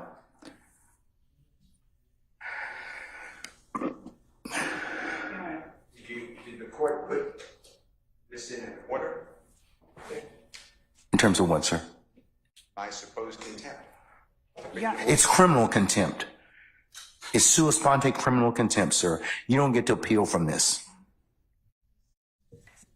You will go into custody at 5 o'clock today or whenever we finish if you don't tell me what that is. Tell me who that is. This is criminal contempt. I have asked you a question related to these particular proceedings, and if you don't tell me, then you'll suffer the consequences of that. Unfortunately, like I said, I'm not looking to hold you in contempt. I really am. I'm not. But this is that important. Important. It is important. Okay. All right. So think about it. All right. Can I just, last thing, going forward is over objection, because I believe that we're entitled to these information, especially with this witness. All right, sir. I'll note your objection. It'll be a continuing objection for the time being. And I may make some other remedies depending upon what information I find later. Okay? All right. On behalf of Mr. Stillwell, I'm going to review Our Brady demand for any Brady material Yes, sir. that came out from any conversations with Mr. Copeland, between Mr. Copeland and the district Yes, sir. attorney's office this morning. All right. Summon our jurors, please. Yeah, bring him out, please.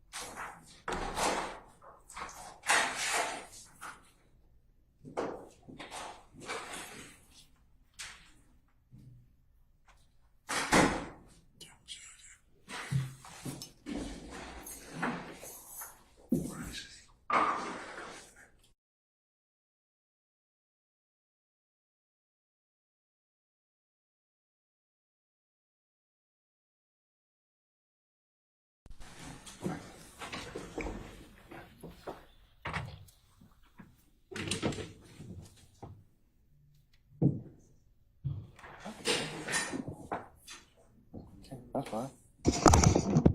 Summon our jurors, please.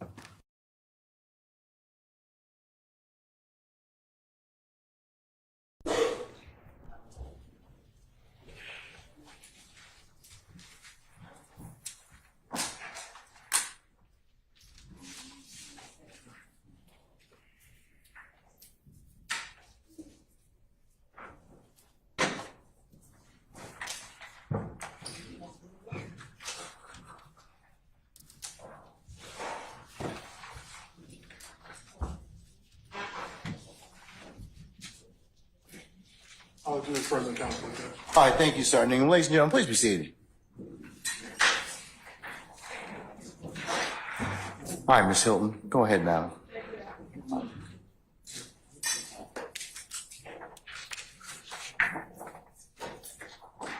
Can you hear me?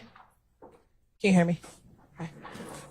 When we left after court, I'm going to approach you with some items. Your Honor, may I approach the witness? You may have shown those to counsels already. Yes, this is what they saw right before we took lunch. Mr. Copeland, I'm going to show you what's been marked as State's Exhibit 350Y, 351Y, 342 Yankee, and 356 Yankee. Can you take a moment and look at those pictures?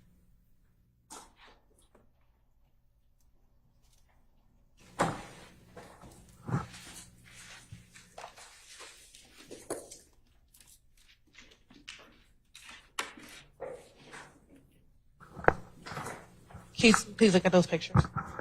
Do I have to look at them? Yes.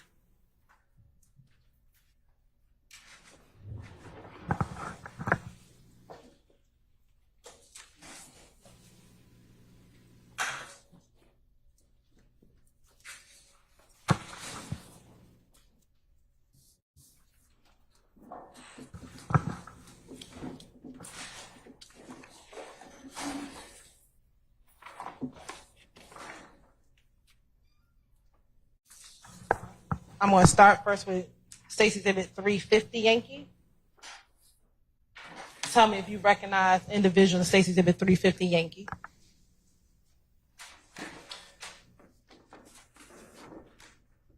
I recognize myself. Okay. Do you recognize anybody else in 350 Yankee? Myself. Do you recognize anyone else in 350 Yankee? Their faces covered up. Okay. Do you see someone's face who's not covered up in 350 Yankee?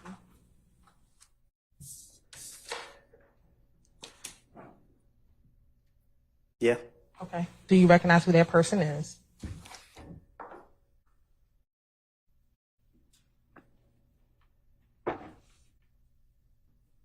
I can hardly tell. Okay. Is that Shannon Jackson? Your Honor, at this point in time, I'm turning to impeachment. Old rule, sir. I'm also going to object to showing the witness altered photographs. Your Honor, it's based upon the court's previous rulings. Not based upon it's not. Let me see it. Can I see it, please? We never discussed these photographs.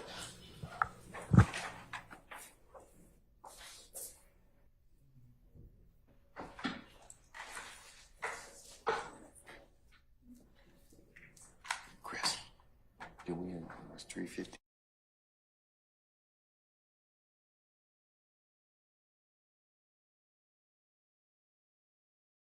The original as well, if you want to see the original. Has 350 been admitted already? Okay, all right. Oh, you just so you're just showing him at this point in time? It's not been admitted, Ms. Hilton? It has not been admitted. Okay, all right. You have any further objections, sir? What's your objection, then? Not altered photographs. No, that's not an objection. What's the basis for your objection, sir? Do you have an objection as to the photo itself? Huh?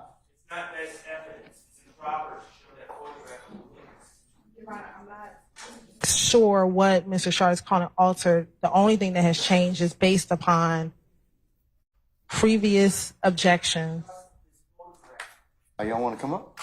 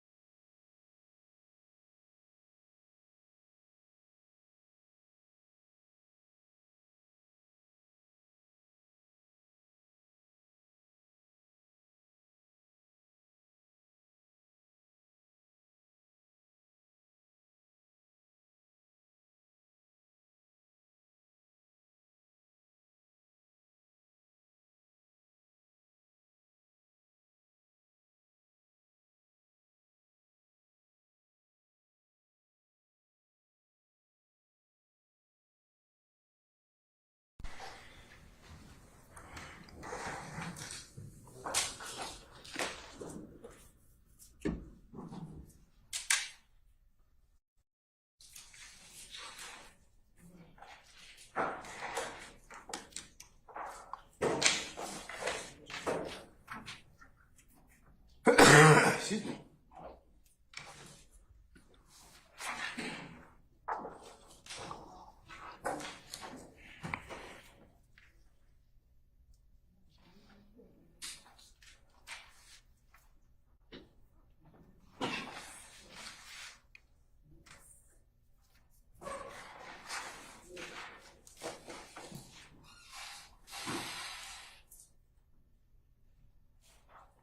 I'm going to show what I'm now going to mark as 342 Yankee Oscar for original. Mr. Shard, do you want to come and see these?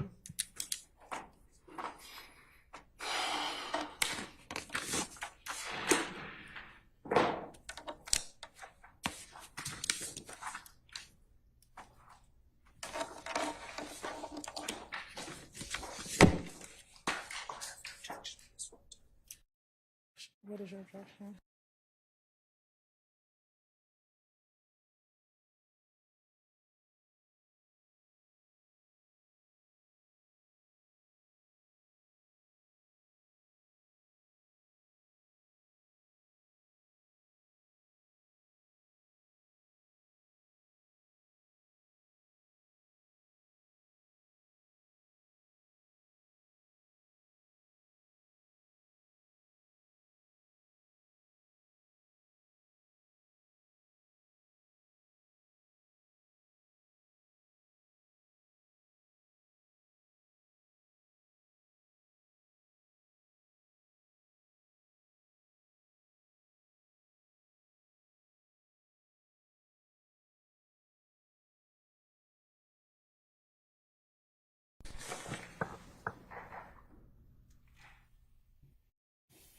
Mr. Cole, I'm now going to show you what's going to be 356 Yankee Oscar, 342 Yankee Oscar, 350 Yankee Oscar, and 351. Are those the same pictures that you just looked at? For the most part, you're shaking your head. You just got to say yes or no for the record for me. Yeah. Okay. Now, we were at 342 Yankee, right? No, we were at 350 Yankee. Besides yourself, just tell me everybody else you recognize in 350 Yankee. You said show you what? Besides yourself, tell me everyone else you recognize in 350 Yankees.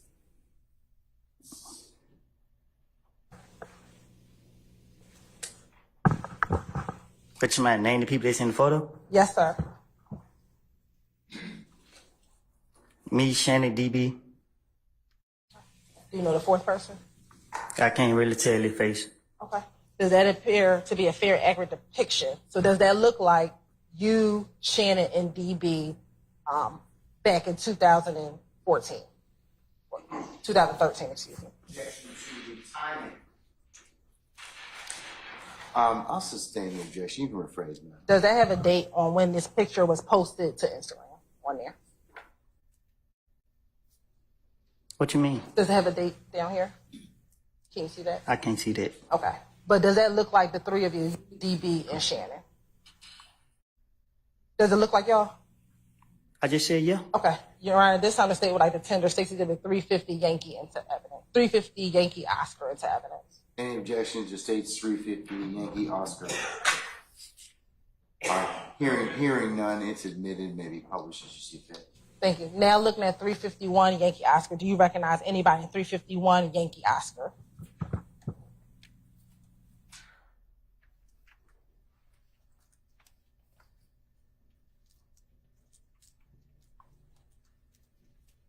Who? Do you recognize anybody in 351 Yankee Oscar? What you mean? Do you recognize anybody in that picture? Yeah, the same three. Okay, so that you, Shannon, DB? Yeah. All right. And does that look like the three of you back whenever you all took those pictures? It's my first time seeing this picture. Okay, but is that y'all in the picture? Yes. Your Honor, this time the state would like to tender 60 to the 351 Yankee into evidence. Any objection to state 351? Is it Yankee or Yankee Oscar? Thank you, Your Honor. Yankee Oscar. One that I was looking for, yes, if you have objections. We're going to not publish that version. We're going to get. Okay. We acknowledge what his objection is, and we have corrected it before we published it. You want to show it to him? If he can come over to Ms. Knight.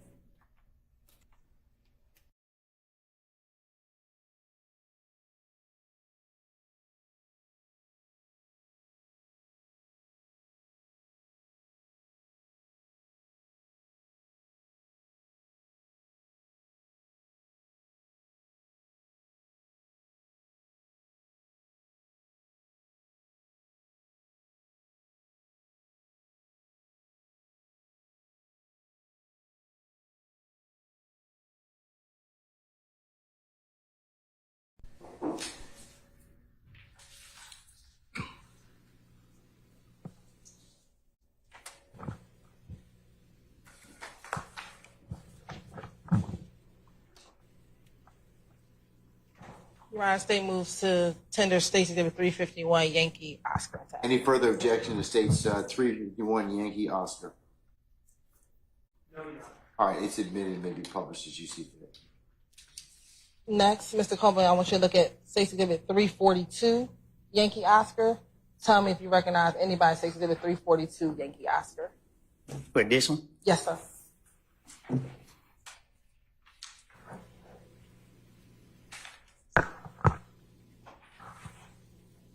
It's blurry. Okay. Do you recognize anybody in that picture, although blurry? I can tell this me, but I can't really tell who the other people is.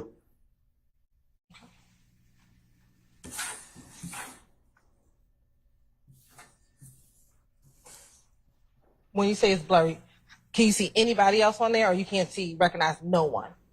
Now I could see, but I can't really see their face like that. Okay. Looking at 356 Yankee Oscar. Do you recognize 356 Yankee Oscar? It looked like me. Is there anyone else in there that you recognize?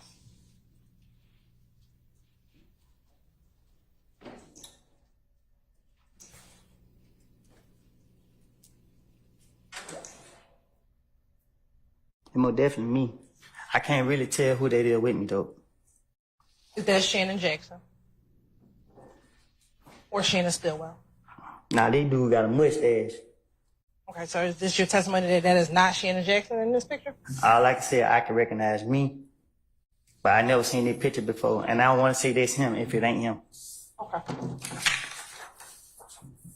You have permission to publish 350 Yankee Oscar and 351 Yankee Oscar. Yes, go ahead.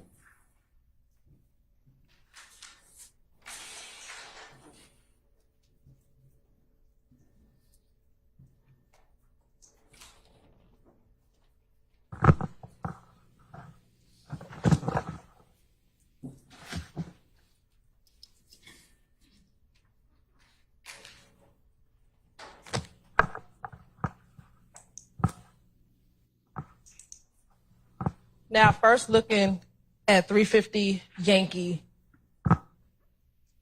are you able to tell us which one described by clothing?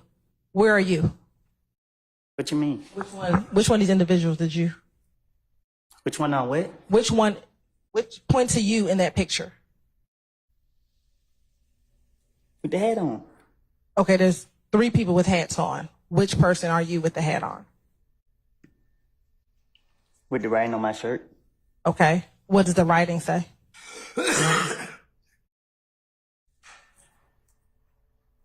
DRC, third YRC. What does DRC mean? DRC. What does it stand for something? You asked me what it means. DRC. Okay, does DRC stand for something? Not to my knowledge. Okay. Does it stand for the robbing crew? I'm not a rob. Hold on. Okay, that's fine. I'm asking you what does it Hold on. I sustain objection as to form. You can rephrase. What does YRC stand for? YRC. Yes.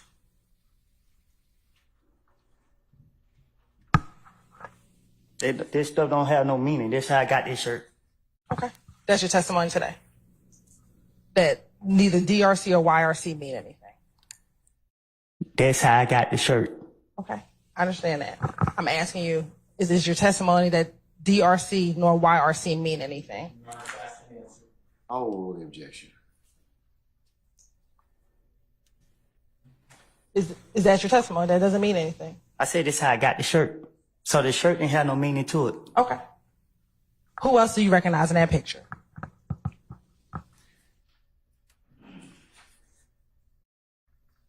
I just told you, me and DB. Right. I saw it. The jury did not see Oh, it. So my I need bad, you my to- bad, my bad. Okay. So which one is DB? He died. And I'm sorry to hear that. Can you tell me who he is in the picture though? What you mean?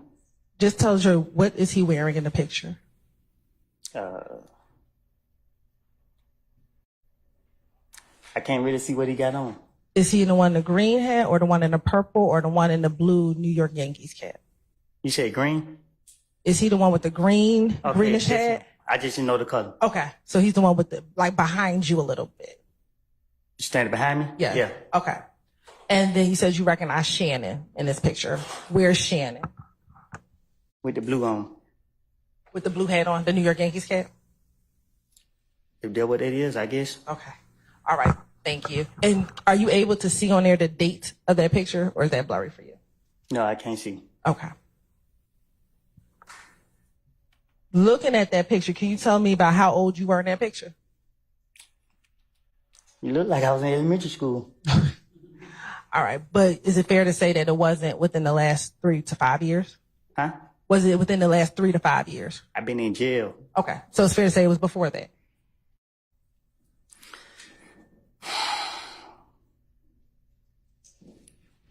I just need you to answer for the record. I've been in jail for the last 3 to 5 years. Okay. So it was before that. This is yes or no? I don't even know which one to say yes or no to. Okay. If I say yes, I'm saying yes to it. The picture was before 3 to 4 years ago. The picture when I was younger. Okay. Next, can we please publish State's Exhibit 351 Yankee Oscar?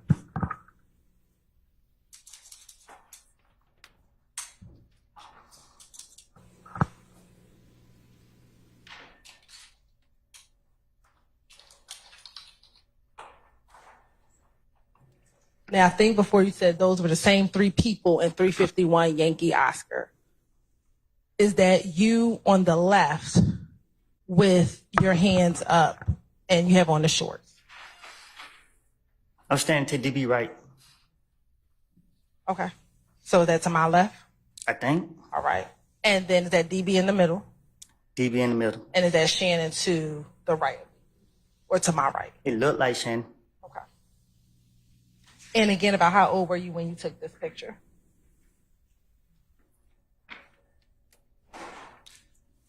I don't know. But it's fair to say that you were younger than you are today. Say that again? It's fair to say you were younger than you are today. Yeah. Okay. Do you think it was around the same time you took the other picture that we just looked at?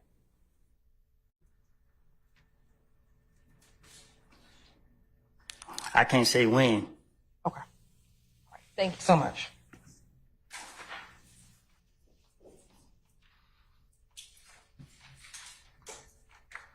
Now, we spoke about your relationship with Shannon.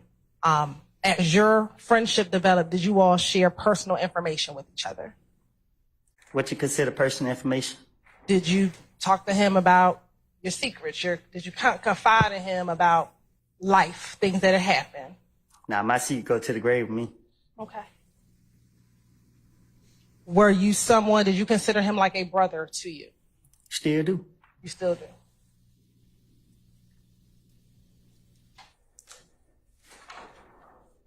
Now, outside of you and Shannon, did you all have another friend that you spent a lot of time with? Meaning? Is there any other person that the two of you collectively spent time with? It's all 3 of us together? Yes. A lot of time together? I don't know about that. Okay, is there someone that you spent time together with Shannon? I spent time with Shannon with a lot of people. Okay. Let me ask you this. You just said that Shannon, you still consider him like a brother to you. Is your relationship the same today as it was, say, back in those pictures? Say that again? Is your relationship the same with Shannon today as it was back when we were looking at those pictures? No. How has your relationship changed? It's better. It's better now? Why do you say it's better? What you mean? You saying it's better? I barely knew him.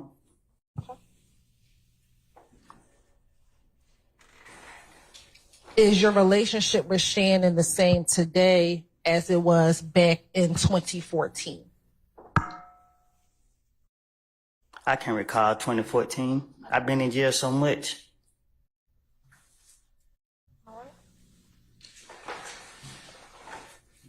Do you know someone by the name of Demekion Garlington? Street name, Little D. for sure.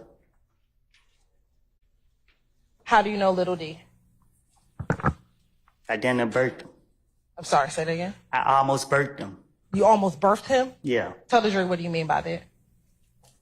I mean, he my son. Okay. And let me ask you this. Do you know another person who's referenced as Little D? What you mean? Do you know someone who's called Little D from Cleveland?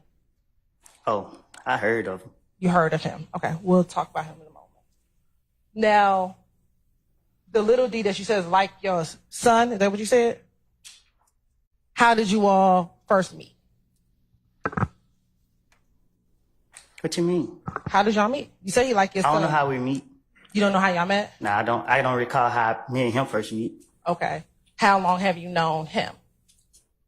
And if you're 32 now, just I knew him a long time. I knew him longer than Shannon. Okay. Did y'all grow up in the same neighborhood? Probably, but we never hung. How old do you think you were when you started hanging with Lil D? I don't know. If we're in 2024 now, did you start hanging with him when you were elementary school, middle school, or high school age? I don't remember. Don't remember. I know when DB died, that's when I took him in. Do you remember what year DB died? I don't remember when DB died. Do you know what section of the city Demekion is from? No, I do not. Did you all ever attend school together?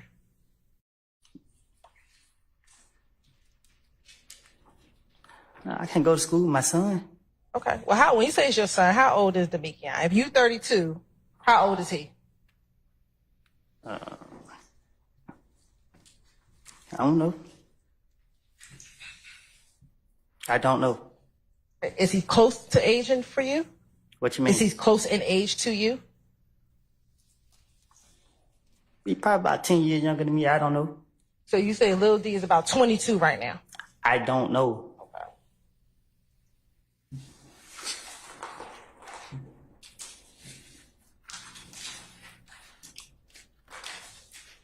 You say he's like your son. How often would you spend time with Little D?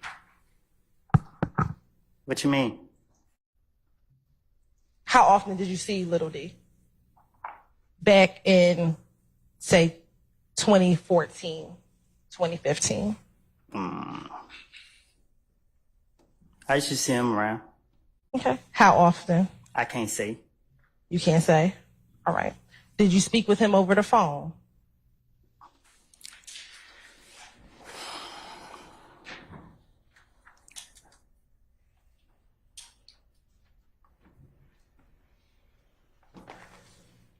Did you speak with him on the phone? Speak who over the phone? Little D. When? In any time? Yeah. Since you've known him. How often would you speak with him on the phone? Whenever I felt like it. Okay. So was that every day? Was that once a week? Whenever I felt like it. Okay. So was that every day? Was that once a week? Whole time. And I understand until you answer the question, I'm going to have to ask you again.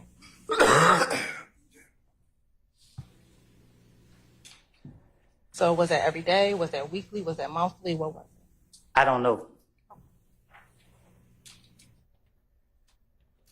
I'll go back. In a week, how often would you see him? What you mean? When are you talking about? Back in about 2013, 2014. 2013 to 2015. Well, he stayed with me. Okay. When did y'all live together? He didn't really stay with me, but he stayed at my residence.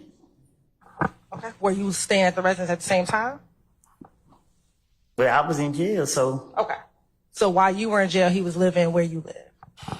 Prior to you going to jail, which you went to jail in 2015, is that fair? I went to jail 2012, 2013, 2014, 2015, stayed in there 2019. Okay. When you went to jail before 2015, Were you in and out of jail? When I went 20 what? In 2012. 2012. How long did you stay in jail? I got out 2013. Okay. Did you go back to jail in 2013? I got out at the end of the year. I went back 2014. All right. And then between 2014, did you get out of jail in 2014? Is that a yes? Yeah, I got out. And then did you go back to jail in 2015? 2014. I went to jail like a couple times 2014. Okay. So you were in and out. Right. And then in 2015, did you go back into jail? Yeah. And is that where you spent the long duration? I went to jail a couple times in 2015. But the last time I stayed until 2019. Okay. And it was the last time that you went to jail in 2015, June of 2015. That was the last time, yeah. Okay. And so prior to June of 2015, you were in and out that year between January and June. Right. Okay.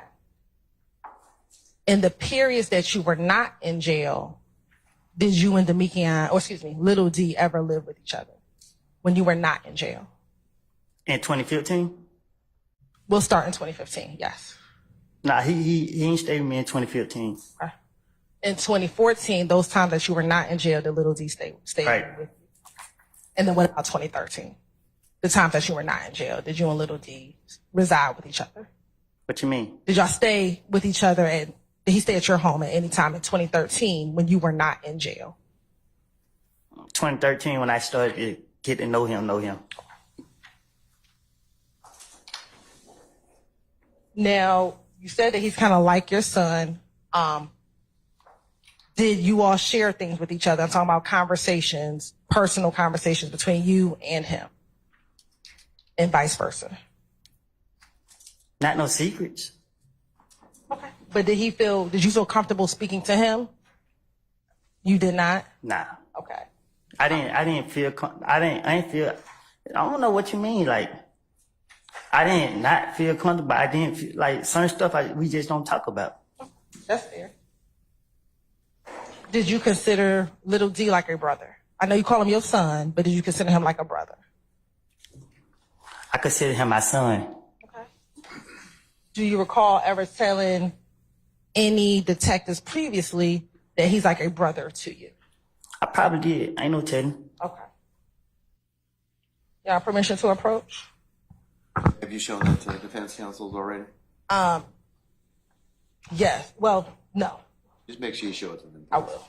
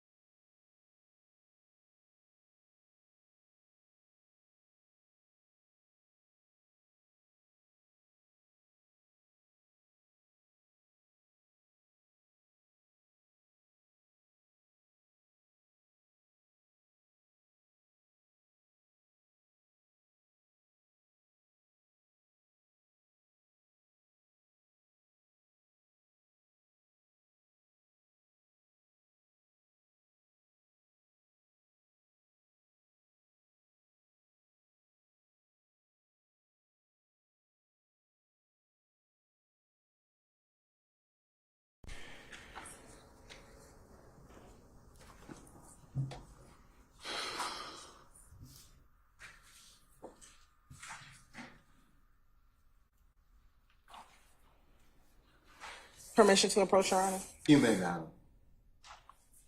Mr. Copeland, I'm showing you what's the Martha States Exhibit 358 Yankee and 380 Yankee. Starting with 358 Yankee, do you recognize anyone States Exhibit 358 Yankee? Yeah, me and my son. Okay. Is that the person that you've been referencing as Little D? Yeah. All right. And looking at 380 Yankee, do you recognize the individuals in Space Exhibit 380 Yankee? You said what now? Tell me who you recognize in 380 Yankee. So, me and Coco, Who's Coco? the ugly boy right here.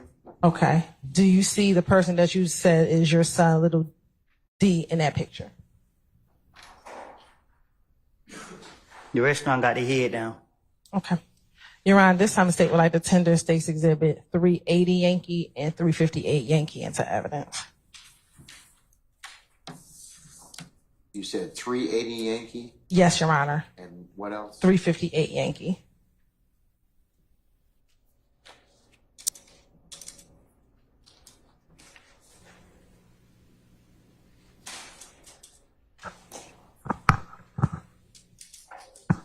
Any objection to states 380 Yankee or 358 Yankee?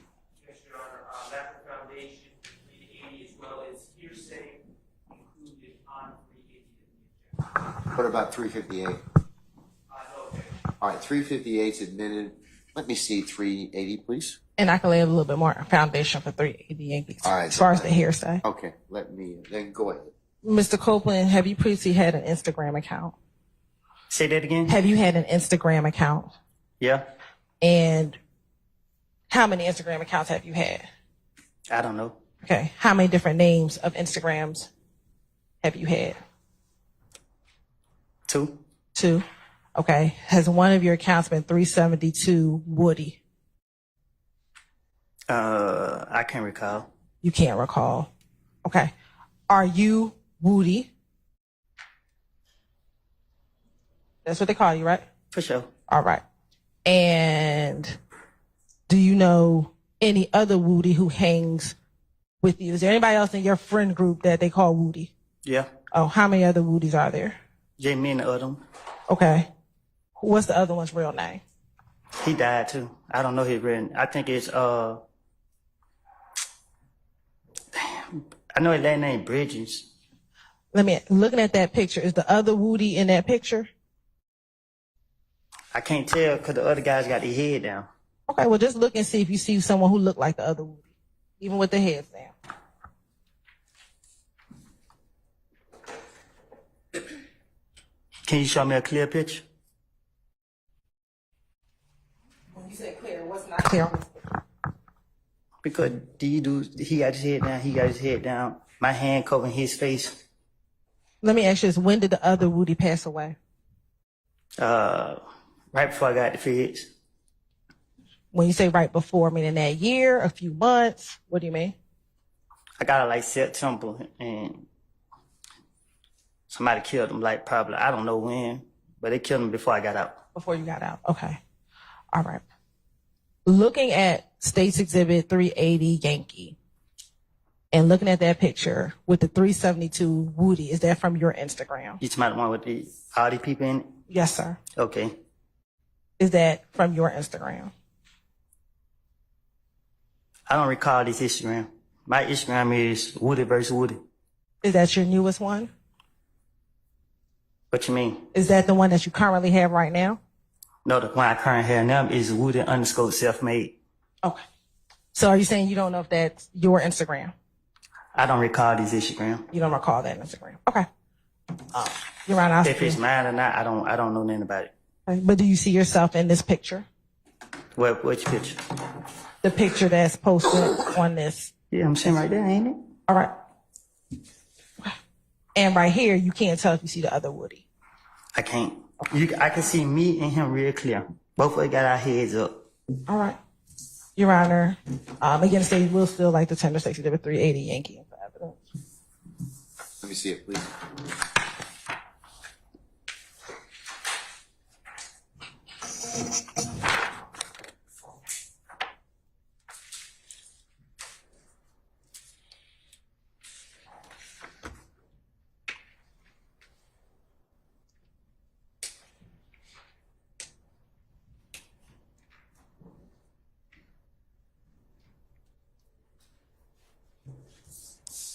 All right, any further objection to 380 Yankee, sir?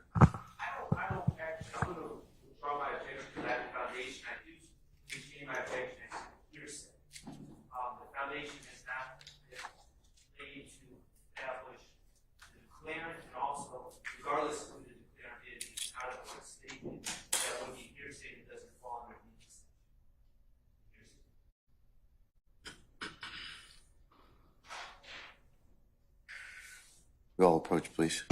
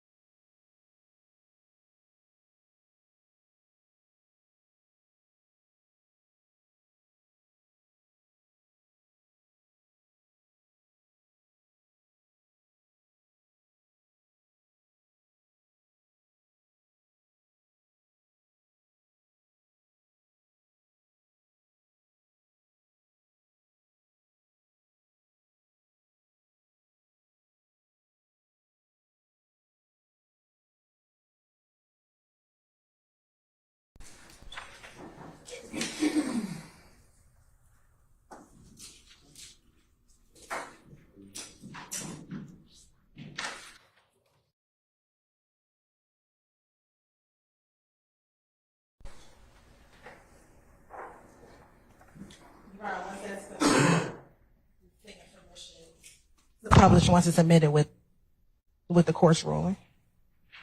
Mr. Sharp, any further objection to states I'm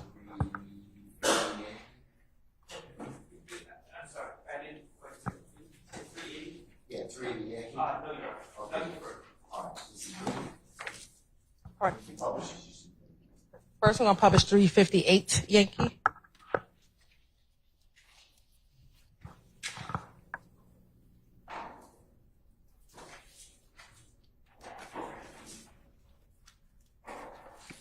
And looking at 358 Yankee, can you tell the jury, or tell the jury which of the two of you is little D, or who you call your son? Which one? The person to the left of you, right of you?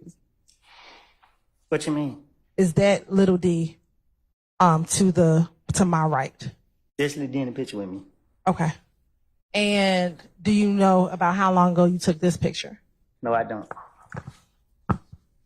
And we keep saying little D or your son. Do you know his given name? His real name? No. Do you know his real first name?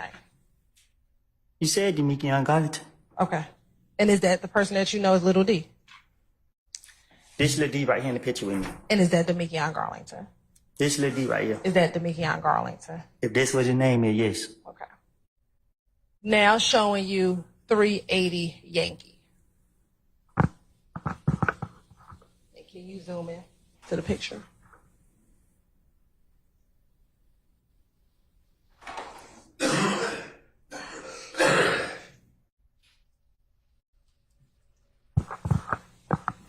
Now looking at 380 Yankee, is that you sitting on the step in a white t-shirt and blue jeans and black and gray sneakers? Yes. Okay. And who's the other person you said that you knew in this picture? The ugly boy right here. Okay. And what is that? What is the individual that you pointed to? What's their name? Coco. All right. And in this picture, the person behind you with the 30 deep B.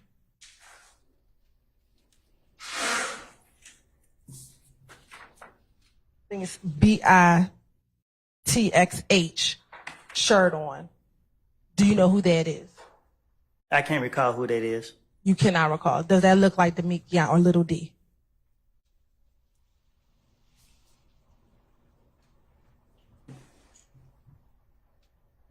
Does that look like Little D? The head cut off. Okay. If you could, can you turn your chair around and look behind you?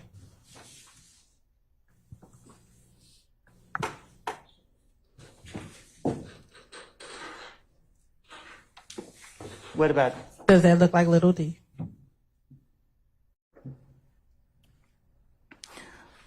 I guess. Okay. Well, is someone you call your son? Does it look like the person you know I to be can't your see son? that. I just told you that from the beginning. Okay. All right. What, if anything, are you doing with your hands in this picture?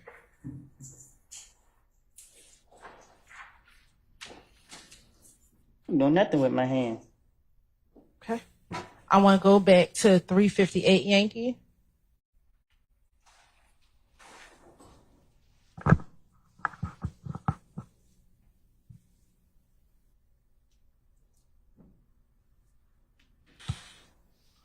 What, if anything, are you doing with your hands in 358 Yankee?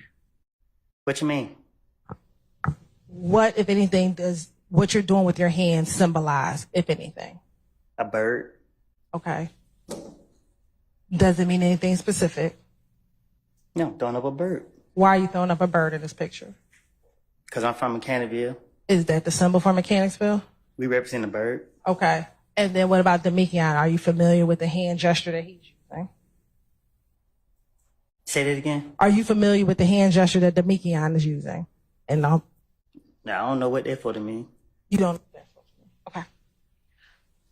How is your relationship with Little D today? Meaning? Do y'all still have the same relationship that you had back in, say, 2015? No, we don't. Okay.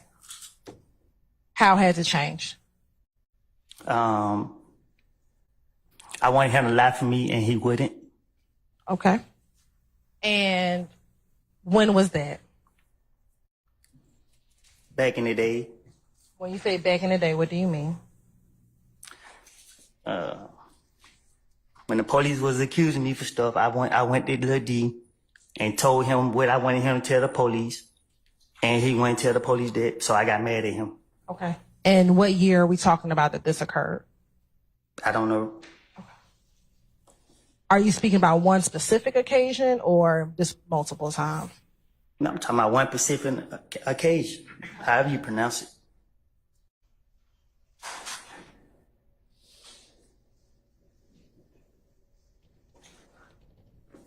And is your testimony that you have not been friends with him since that time?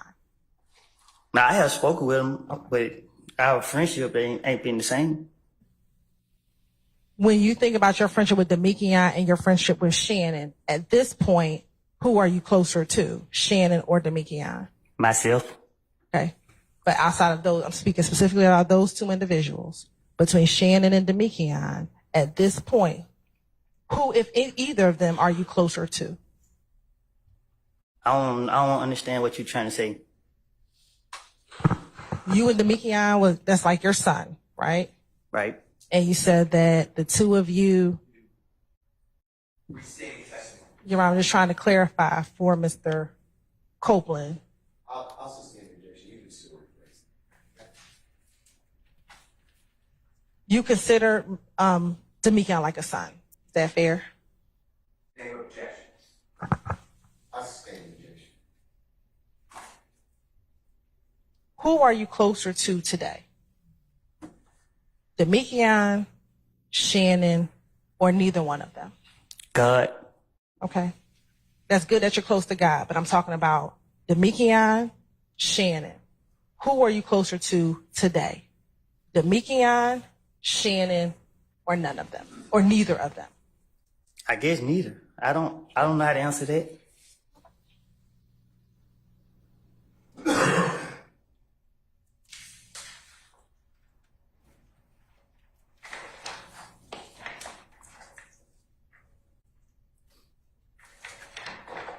Back in 2013, 2014, 2015, that's the time frame we're talking about. How close was the relationship between you, Shannon, and Little D? It was difficult. You said it was difficult? Right. How was it difficult? You just put 3 years together. So a lot happened within 3 years. So let's first start with 2013. Describe for the jury your relationship with Demikian, Shannon, and Little D. Let's start with 2013. Tell the jury about your friendship and relationship with those two young men back then. As in what? Were you three of you close? Were you not close? Tell the jury about your friendship.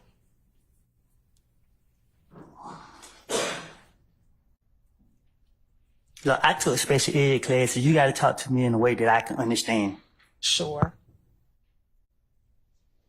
Back in 2013, were you friends with both Little D and Shannon? Yes. Okay. How close were the three of you back in 2013?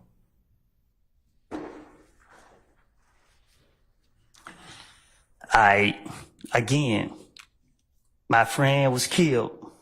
That's when I started embracing Little D. All right. In 2013. When you started embracing Little D, were you and Shannon friends at that time? Me and Shannon was friends, but me and Shannon was not together on the street as much as friends. We was not together a lot. Okay. When did you, Little D, and Shannon start hanging together a lot? 20.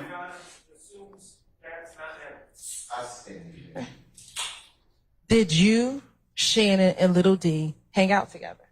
Yes. When did the three of you start hanging around each other? The longest I've been out of jail was 2014.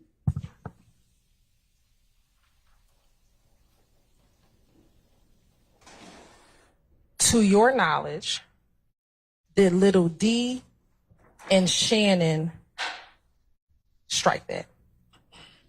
How did the three of you all start hanging out together?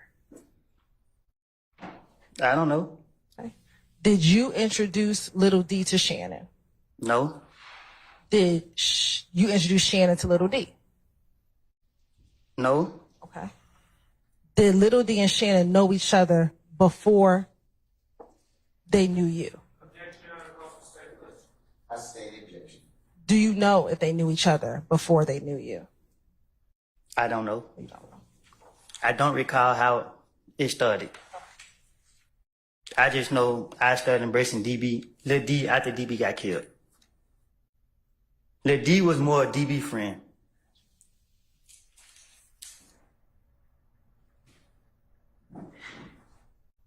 After DB passed, you embraced Little D.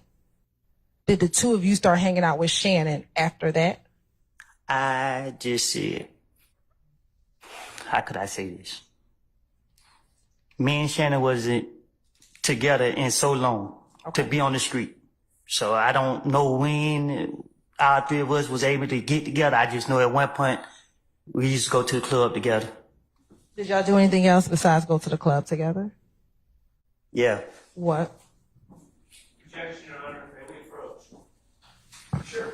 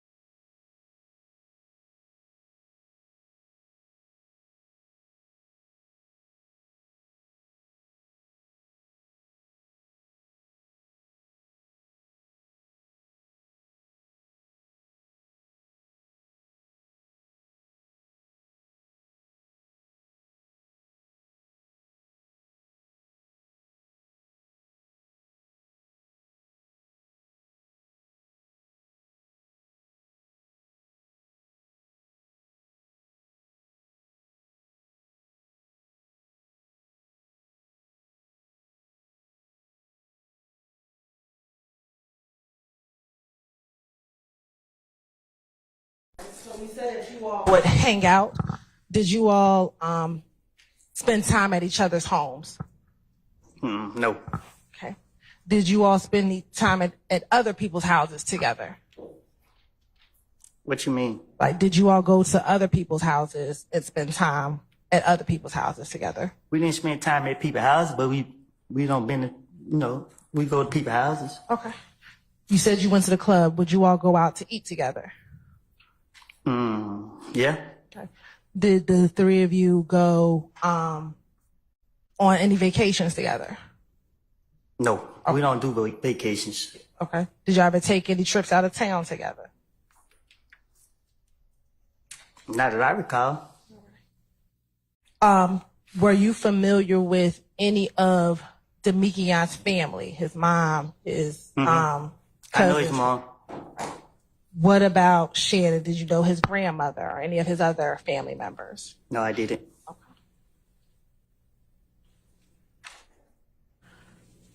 You have children. Did they have any type of relationship with your children, Little D or Shannon? No. Okay. Not that I know of. All right. What about you? Did you ever spend time? Let me back up. Did Little D have children? Ain't no telling. Okay. To your knowledge, does Little D have children? Not to my knowledge. All right. To your knowledge, does Shannon have children? I think so. Okay. Have you spent time? Well, Shannon have children. Yeah. Have you spent time with his children? I have. Okay. Have you taken them to birthday parties? But my relationship with his children is not through him. Okay. Who's it through? Their mother? Yeah. Okay.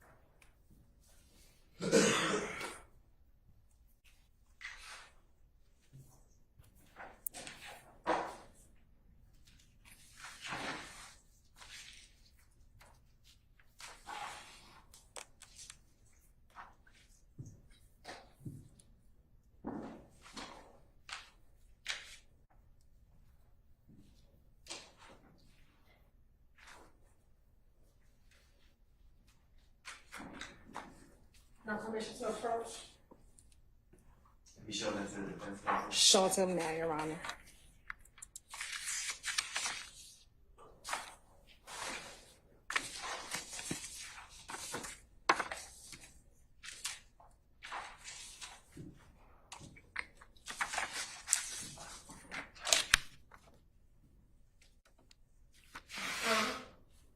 You got to look at this one. This one.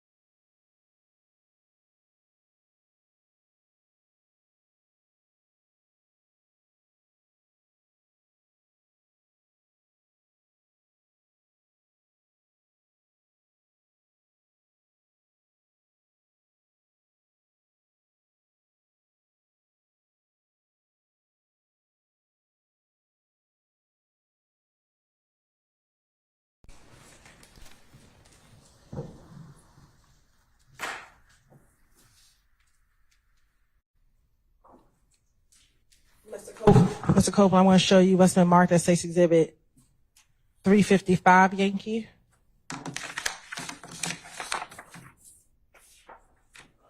$357 Yankee.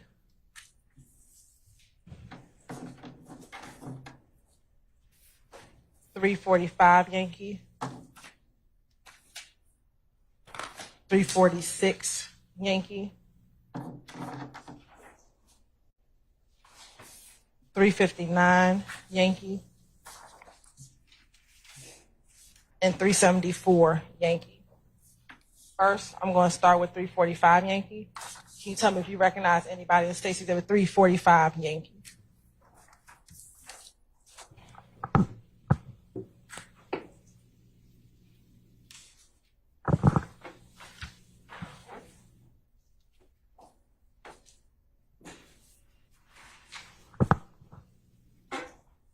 I can't recognize nobody in 345.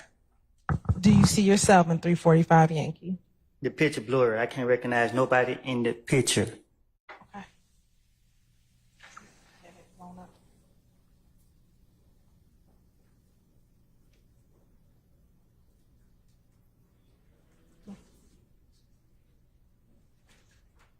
Okay. We'll come back to $345 Yankee. I'm now showing you what's been marked as State's Exhibit 346 Yankee. Tell me if you recognize State's Exhibit 346 Yankee. It's blurry as well. Okay, so you can't see that. All right.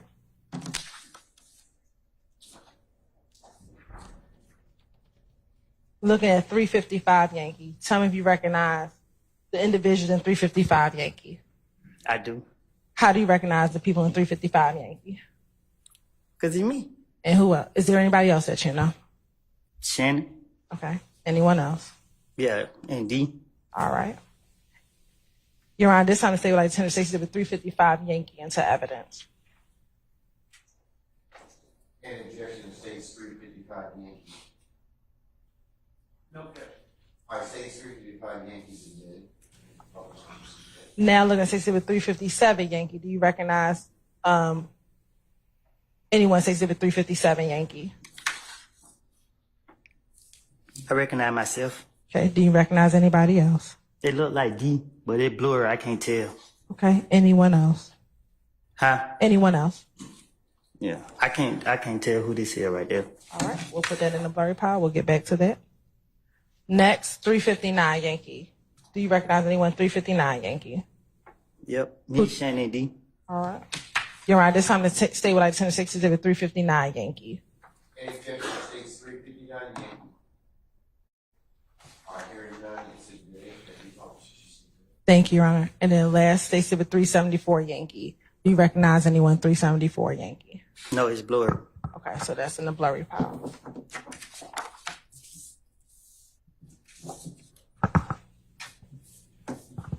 Court's indulgence for one moment.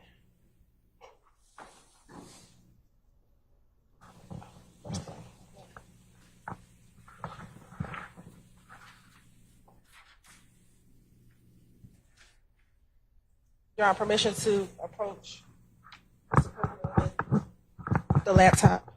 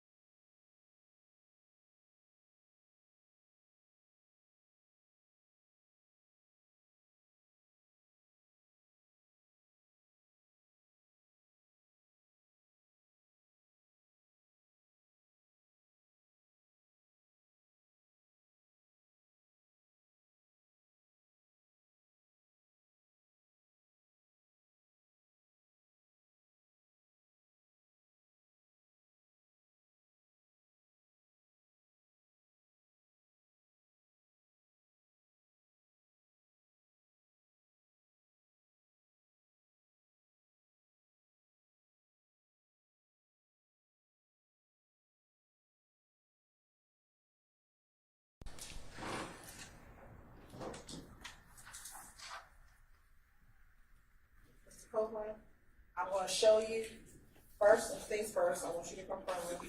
Do you see that says 345 Yankee? To my dish? Yes. Does that say 345 Yankee here?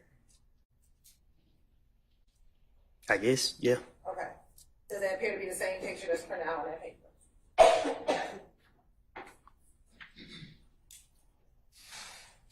It looked like it. All right.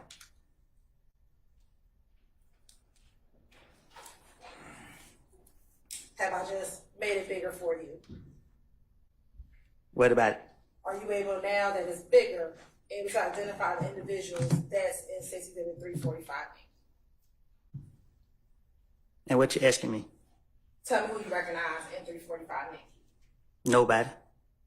So you don't see yourself in here? To my dish, in this In picture? this picture right here. This photo me? Does it look like you? I ain't never seen this picture before, so Not that I've seen it before. Does it look like you? yeah. Okay. Do you see anybody else that you recognize?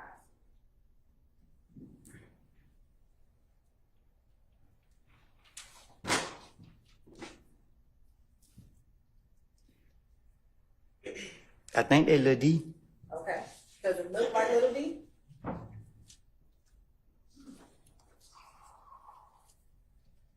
Mm-hmm. Is that a yes for the record? All right. Do you see anyone who looks like Shannon? No. No. They Lil Rick. That's Lil Rick. Okay. Is there anyone else that you may recognize in that picture? Done. Okay. Anyone else? That's it. You say Don or Dot for the record? Who? The person that said, what's the name you just said? Done. Dot, Yeah. D-U-N-T? Yeah. Okay. You're on this side of the state like 10 to 60, 345. Any objection to today's 345 game? Yes, Your Honor. I believe it's cumulative. The photos at this point. That's it. And I have a response to cumulative.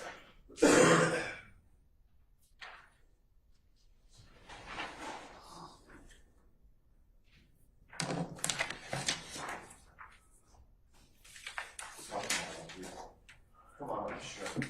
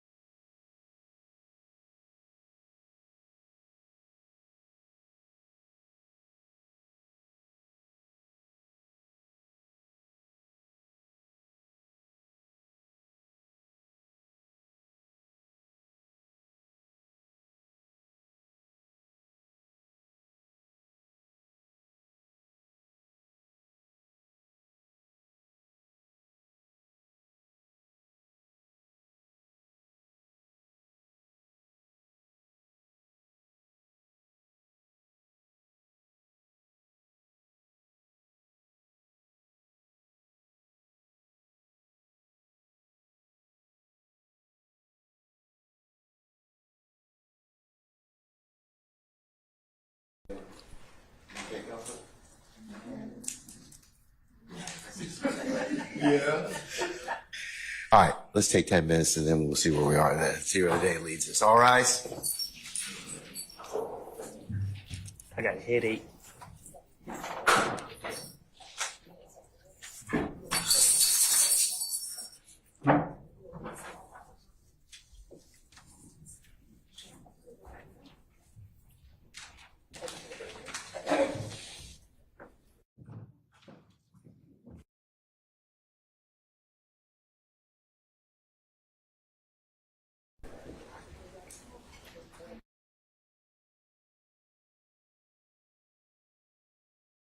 We'll be in recess 10 minutes. I might take the fifth.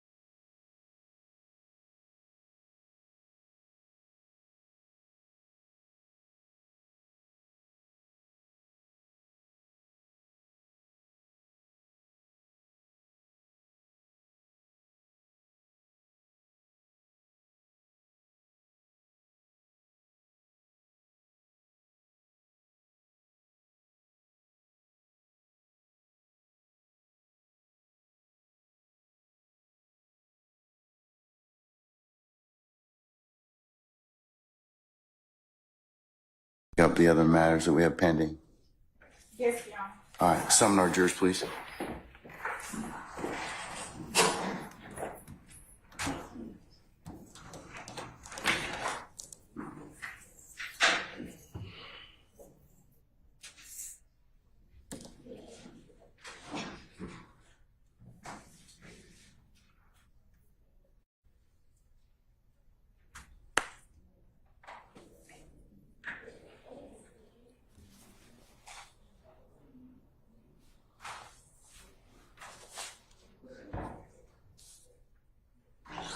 All right, so jury.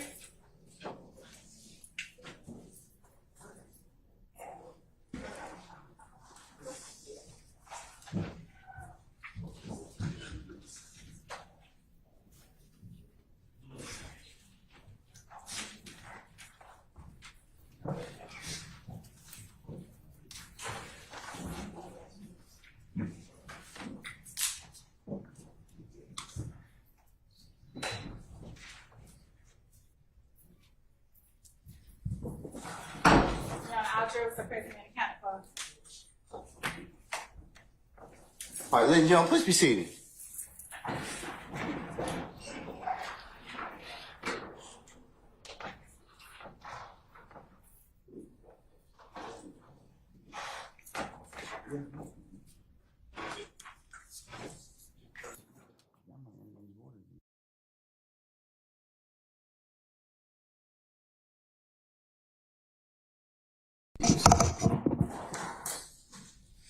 All right, ladies and gentlemen, the jury, how you doing? All right, listen, it's, as you can see now, the hour is almost 6 o'clock, and, there's some things we had to take up. So we're going to recess for the evening, okay? So tomorrow morning, 9:30 for an anticipated 10 o'clock start time. All right, any ministerial inquiry of me? Okay. All right, ladies and gentlemen, let's go through your customary nightly admonitions. Okay, remember, as you leave here today, remember to leave your notepads in the basket. Do not discuss this case in ones and twos or back there as you are in your in your headquarters at your deliberation room, or as you're going back and forth to your homes of residence in our great county.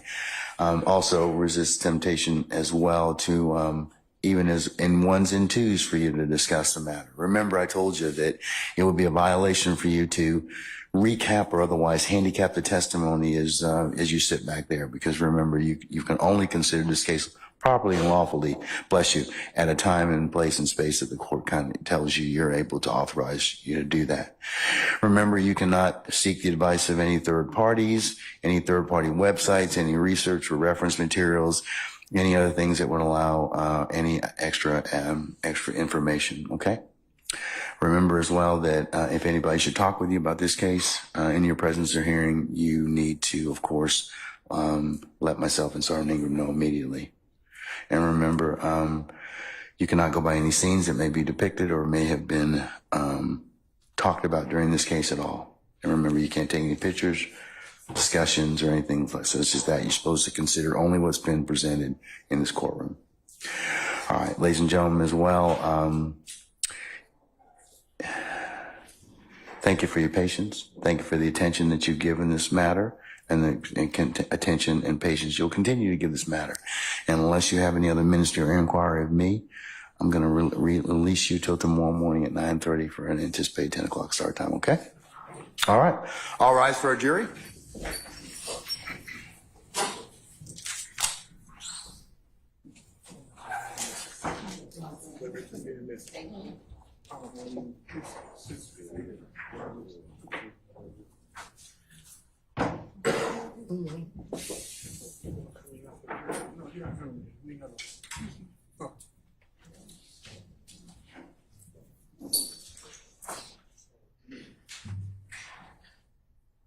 Who's speaking? Okay.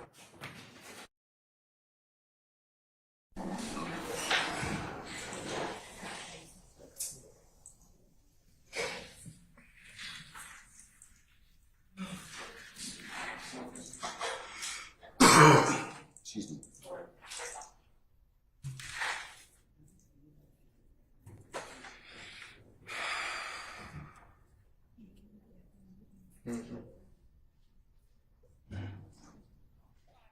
All right, Mr. Copeland. Sir, over here. Over here. It's me.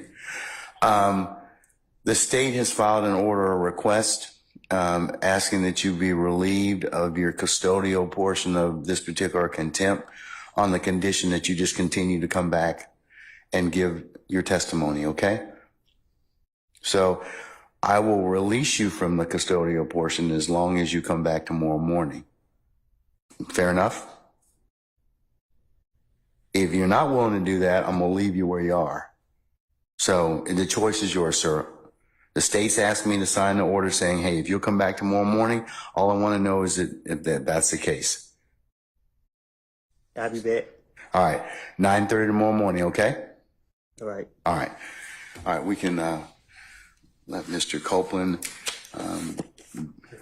be released and processed. And you have permission for the city wants to do this call. Say again? Can we have Yes.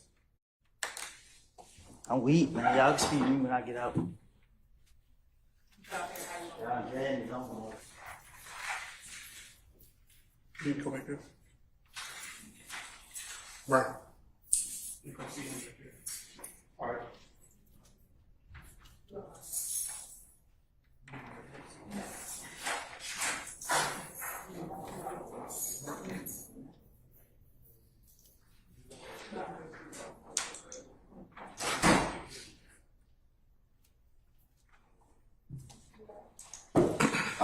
That order, I'll go ahead and sign it, and I'll also make a copy of it as the next court's exhibit in order, and we'll e-file it this evening, okay? All right.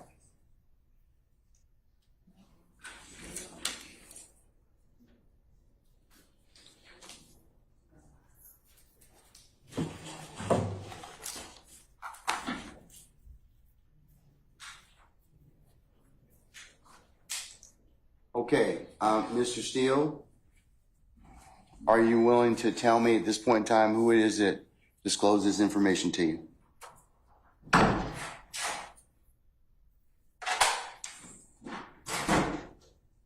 Unbeknownst to me, Gactyl is here, but they're not being allowed into your courtroom. I presume they're outside.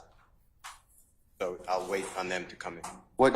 I'm asking you, sir, because the contempt is for you. It's not to the Georgia Association of Criminal Defense Lawyers. Well, I didn't call, but Okay, and that's, let me just finish. okay. Because you said to me that you figured out somebody told me this information, and you somehow said that it's privilege, which I can't imagine, or I eavesdropped.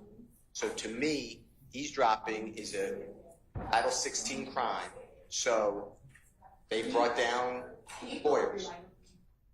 The lawyers are not allowed into your courtroom. It's not on, bro. No, we just. Or they're not in your courtroom. We just don't have any space, Mr. Steele. And plus, they're welcome to go to 8H. I mean, I told Sergeant Ingram that we can let in as many as we possibly can, that we'll fill up our benches at this point in time, that won't violate our security protocols, but that 8H is available. And 8H then has to have a right to counsel because they're here, and I'm not going to. Do you have an attorney that's here for you, sir? Sure. Ashley Merchant is here. She's the president. Okay, all right. We'll let Ms. Criminal Merchant in. defense. That's fine. Ashley Merchant. Yeah, Ashley Merchant. Ashley Merchant, yes. Right, Ashley Merchant is present. All right. Ms. Merchant, good to see you as usual. I have told your client, you represent Mr. Steele, is that correct? Yes. For the purposes of the contempt. I've entered the order. I've entered the contempt already. I'm entering the order. I'm about to enter the order. I've held him in contempt earlier from today's proceeding by him not telling me who it is he got this information from. I'm not asking him for any of the sum and substance of the communication. He's been disclosing that, however, and that's why I kind of want to know who told him that. So if he tells me who it is that disclosed that to him, he will be able to purge himself of that contempt, and he's done. That's the only thing I'm asking for at this point in time. If not, then as you well know, as a criminal contempt, there's no supersedeas bond, there's no appeal, and I'm going to put him in custody for this evening. And if he wishes to, which he can still purge if tonight Keith Adams emails me or you email me and tell me, well, it was X. So he can, I'm going to give him as much flexibility to purge himself of this contempt. Only thing I want is, because of the way this information was disclosed, it is troubling to the court, and it's very, since it was a ex parte communication. We won't get into the merits of everything else that Mr. Steele has proffered and everything else, but that's the only thing I'm trying to do at this point in time. So I've asked your client for the last time if he would tell me who it is that disclosed that information. Judge, can you come up to the microphone? Sorry. Please. Where would you like this? Microphone, it'll pick up, madam. Thank you so much. Just for the record, Ashley. Which one? It'll turn green. Yeah, it'll turn green. Yes, ma'am. Is it on now? Yes. Okay, great. Thank you. Judge, just for the record, is the criminal contempt, is it criminal contempt that you held him in? Yes, ma'am. Okay, and you said you had a hearing earlier today. No, with criminal contempt, I told him what the contempt was, and that was he refused to tell, order of the court. If counsel, as you know, if the court orders you to do something and you don't, that's criminal contempt. So I've asked him several times, please just tell me who it is that told you. I didn't ask or inquire about anything that was said. I just want to know who it was. Okay. Because he's got too much detail of this particular alleged conversation for the court to be concerned about it. So. And Judge, since it is a criminal contempt, he is entitled to due process. He's entitled to a hearing, entitled to an actual show cause, entitled to the allegations actually written, entitled to a witness list. We're entitled to present our own witness list. And notice of that. Criminal contempt is different. It is on the spot. So he's gotten the due process he's going to get. That's on the spot. I told him. Plus, he's had all day to tell me who it is that is it. So a little different, Ms. Merchant. I'm going to disagree with you, but well, and okay. Judge, just for the record, it's that's direct. So what you're holding him in is in direct criminal contempt. Yes. The issue with the direct criminal contempt is whether or not to actually hold a hearing now, whether or not it needs to be held immediately. And the problem is, if you hold him in direct criminal contempt, as you're saying that you did, you are a witness to that proceeding. And so it has to be referred to another judge. Doesn't require recusal. You actually have to sua sponte send it to another judge because you're a witness to the proceeding. Show me the case law that says that, Ms. Yes, Merchant. it is Henry McClarty. It's 152 Georgia App 399. And it says that is one of the cases. Also, two other cases, Henry Adams, 215 Georgia App 372. Well, 1 second. Give me the name of the first case again. Henry what? Do you want just the number, Judge? Yeah, I would. Thank you. 215. 215. Georgia App. Georgia App. 372. Okay. Also 215. Georgia App. 349. Okay. That's Adams and Hasty. All right. Let me take a look at those.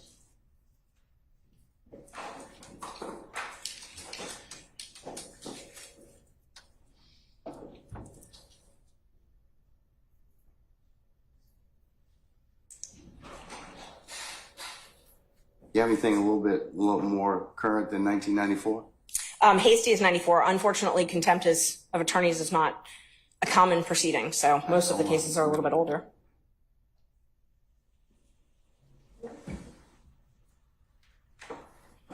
But I do have other cases.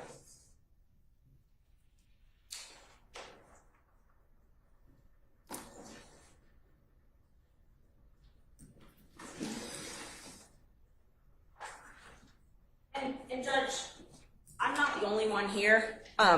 There's quite a few other lawyers that want to be present in the court. There's about 20, 25. The challenge is I have space allocations, as I told you. So you can, like I said, since you are representing him, that's fine. He told us, Mr. Steele told us that. Anybody else, because I have security concerns as well, and we have to vet people to come in, then they can go to 8H, and they can certainly watch the proceedings from there. Okay. And Judge, for security purposes, they're all attorneys, they're all members of the bar. I can give you all their They names. still would have to be searched and still would have to be subject to the court's protocols. And also, there's room in the jury box, and then there's room in the courtroom, so we would ask that they be I allowed to. don't want them in my jury box, okay? No. I understand.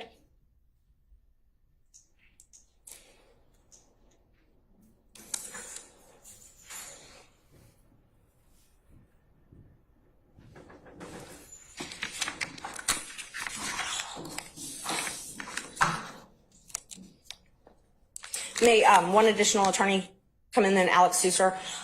And we're here on behalf of Gactel for our strike force. He is the chair of the strike force. I'm the president of the Georgia Association of Criminal Defense Lawyers and also a member of the strike force. So can he come in as another attorney co-counsel? Yeah, I certainly may, sure. Great. Alex Susser. Alex Susser. Thank you, Judge. Henry Adams, it has two issues. One is the motion for disqualification, okay, and that's and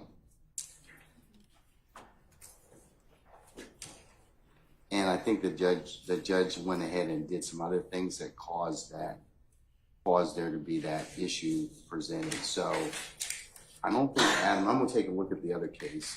That was Henry Adams. That was 215 Georgia 372. I'm gonna Yes. look at the other case just a second. And there's several others when you're ready.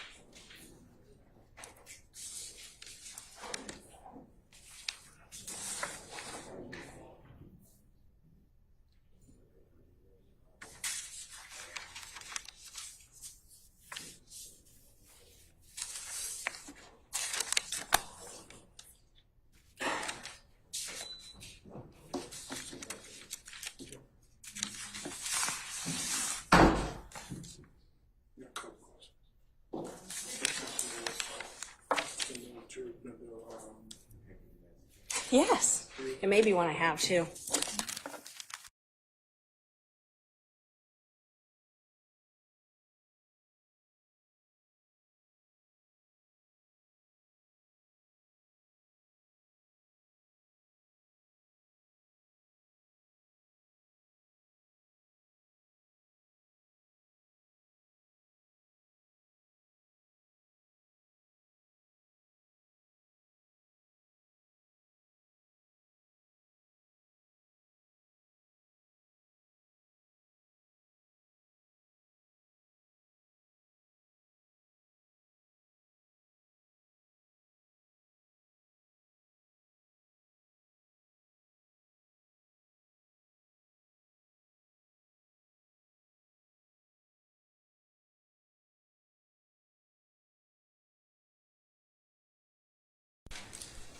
Hasty's conduct didn't rise to a level in this system warrant summary contempt by the court. That's the difference with Hasty than in this particular case. So And I distinguish your two cases that you've given me thus far.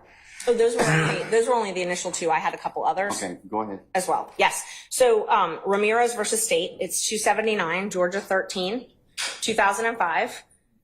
It also, You said 279 Georgia what? I'm sorry? Georgia 13. Georgia 13? It's a 2005 case. All right. And it defines direct contempt and explains that it must actually interfere with the proceedings to be direct. There's also a couple other cases on that.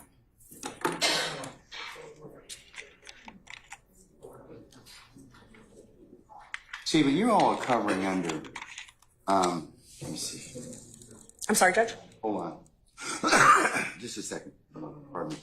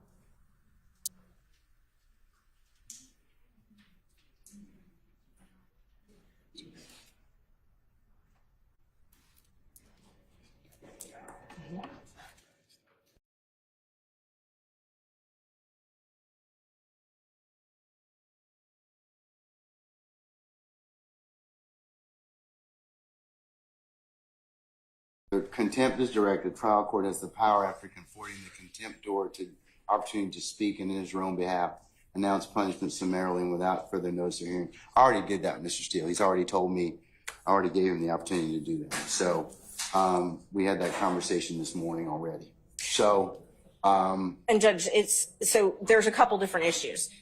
First, the question is whether or not you need to have that hearing now. I know you're saying that you had the hearing earlier, but regardless, he was entitled to have an attorney at that point, and he didn't have one. So the question is initially whether or not you even need to hear this now. And some of the cases I've cited, along with some others, say that a summary proceeding is not necessary in a case like this. And the best evidence of that is the trial has continued. It has not stopped this trial. So for you to hold a summary hearing of direct contempt, the court has to be able to state how this interferes with your ability to administer justice in this case. I can tell you, because it is a violation of the sacrosanct nature of the court's ability to hold ex parte conversations without those being broadcast to other people, and as to how that information was disclosed. That's a real problem. That's why it's of such an issue for the court at this point in time. Judge, and Mr. Steele has a right to make a motion like this. If there were ex parte, he does. I'm not saying anything, but but he's kind of put himself in the particular position he's in.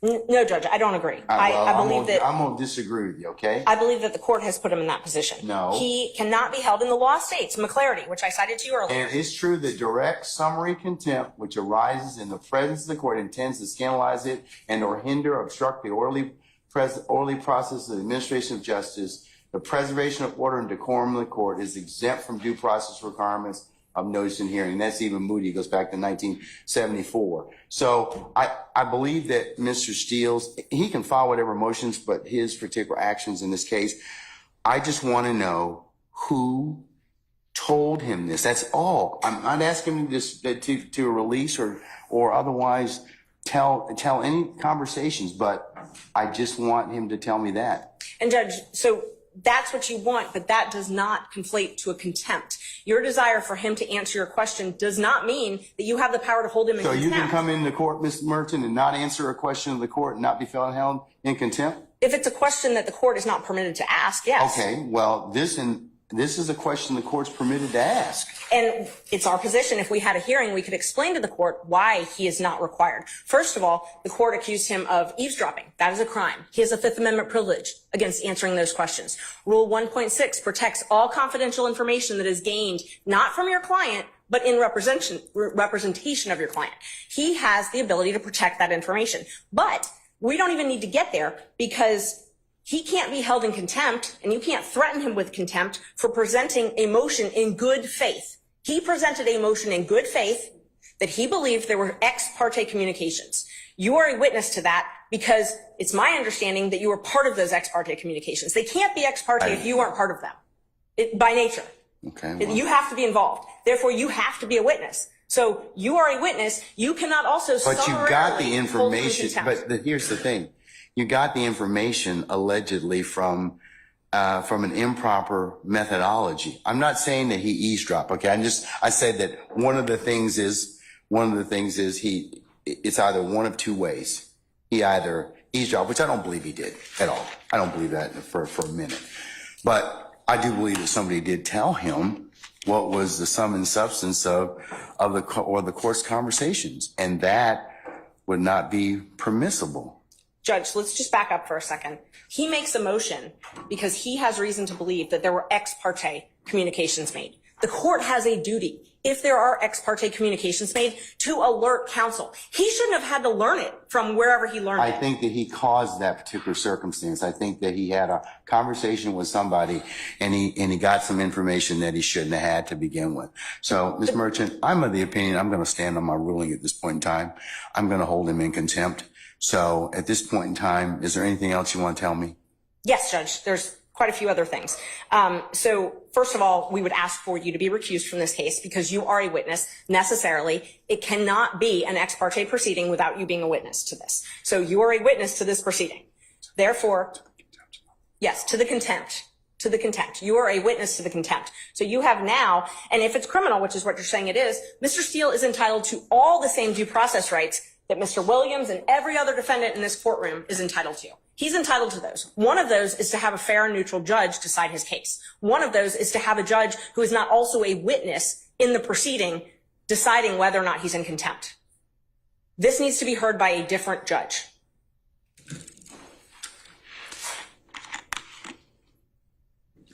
And he has the right to subpoena witnesses. He has the right to an attorney. He has the right to due process, notice, a show cause hearing, notice of the alleged violation, whatever rule it is that the court believes, and a hearing where he can call you as a witness. You can testify. You are necessarily a witness. You can't, for it to be ex parte, you have to be a witness. It can't be both ways.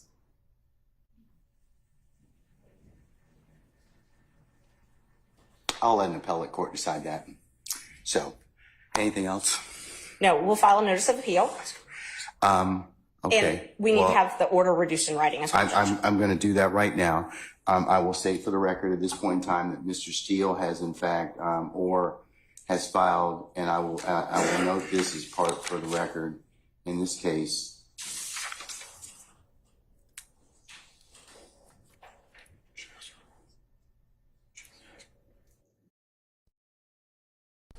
He has filed a motion to set aside the contempt. He's filed a motion for a superseded bond, and he's filed a notice of appeal, all of which I will include as the next court's exhibit in order. But I'm reducing the contempt to writing. And I mentioned earlier, he can purge himself of the contempt just by telling me who it was, and he can do that this evening. He can do it right now. He can do it at any point in time. If not, I'll revisit the circumstance on Friday. And Judge, we would ask that you grant the bond. At this point, grant him a bond on that issue. You don't get a superseded bond on a criminal contempt, though. You can grant him a bond. No, you don't get one on that one. The civil is the one that you can hold him until he complies with the order. And I'm sorry, I think in just the case law on that is in Ray Hughes. Hold on. Right.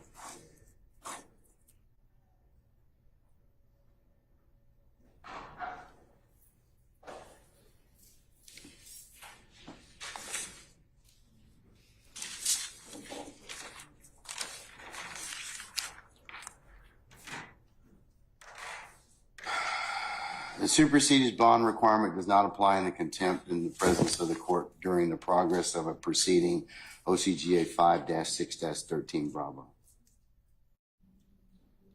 So you don't get a supersedious on that, on a criminal contempt, respectfully.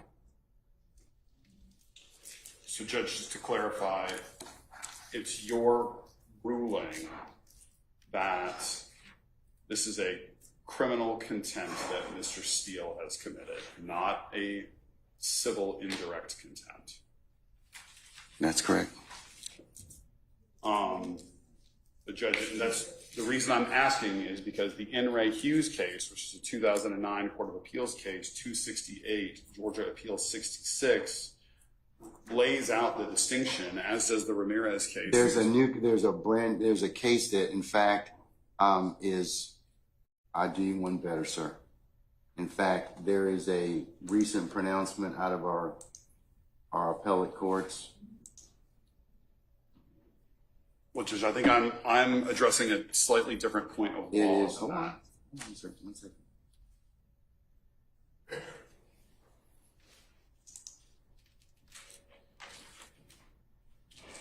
Give you two cases. One is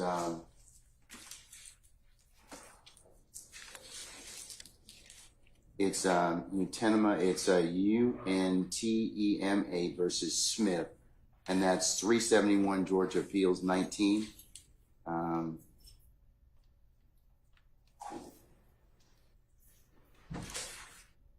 Which was decided March the 12th of this year. It covers the differences between the types of contempt. And then there's another case that I'd invite your attention to, and that is Henry Syverson. It's Syvertson, and that is 368 Georgia Appeals, Georgia App, I should say, 865. And that was decided July 31st of last year.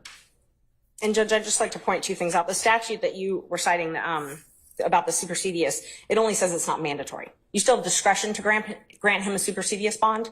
The other... I'm not going to grant him a supersedious bond. And so you definitely have the discretion to grant him a supersedious bond. The other issue is if it is a criminal contempt and you are finding him guilty of criminal contempt, then we have to have a sentence imposed. Now, civil is where you get to hold him until he complies. No, criminal is where you get to impose a sentence, maximum 20 days and a $1,000 fine. So if you're going to incarcerate him under a criminal contempt, he's got to be sentenced. Well, his contempt is as long as he, when he tells me what the basis of the conversation was, who, I didn't ask what, but he tells me that, then I can certainly, he purges himself of the contempt. Then that's civil, Judge. That's civil contempt. That's civil. Judge, and that's respectfully, I would point you to In Re Hughes, which stands for the same point of law. Civil contempts impose punishment as a means of coercing future compliance with the prior order of the court. Here, the prior order of the court presumably is that you have directed Mr. Steele to answer the question, to disclose the information as to who is his source for knowledge of this ex parte meeting that occurred earlier today. Criminal contempt imposes unconditional punishment to punish the act which has occurred in the past and cannot be purged. It is not capable of being purged, in which case what Ms. Merchant said applies, which is that there is a 20-day maximum sentence and a $1,000 fine. It is, for all intents and purposes, a misdemeanor offense, Judge, which is why the enhanced due process protections apply to that. Now, Mr. Steele has indicated to us he does not believe that he can answer the question without violating his duty of loyalty and duty of confidentiality to his client. So he is being placed in a position where he's either going to jail or he's going to commit an offense that will put his license to practice law at risk. And that is an untenable position to be in. And Mr. Steele is a zealous advocate for his client, and he is simply trying to protect that duty of loyalty and duty of confidentiality, because if he answers your question, it is very reasonable to assume and likely that he will be facing a bar complaint that could result in a suspension or in the loss of his license. And so he's in a very, very difficult position where if we were able to have a full contested hearing with the benefit of witnesses and an impartial judge where you're a witness, then everybody could present their side of the story. And I'm not doing that. The reason being is because that takes away the whole point of criminal contempt, and that is you do something, the court tells you to do something, order of the court, and you don't follow it. I didn't ask him to do anything illegal, immoral, unethical. I just asked him to tell me. I know what the privilege is. The privilege is the conversation. I didn't ask him about that. I wanted to ask him about who, the person, okay, I'm sorry. Sorry, Mr. Steele has indicated to us that he does not believe he can answer that question without also violating the privilege. Okay. And Judge, that's why we're trying to figure out if it's criminal versus civil. So the issue is you're picking and choosing. You're saying, well, you get the bad side of criminal and no bond, but I really am actually trying to punish you civilly, which is when you hold someone until they comply. Okay, let me think about it just a second, okay? I'm going to take 5 minutes out and I'm going to think about it. Thank you. Okay, all right. So we'll be in recess about 5 minutes.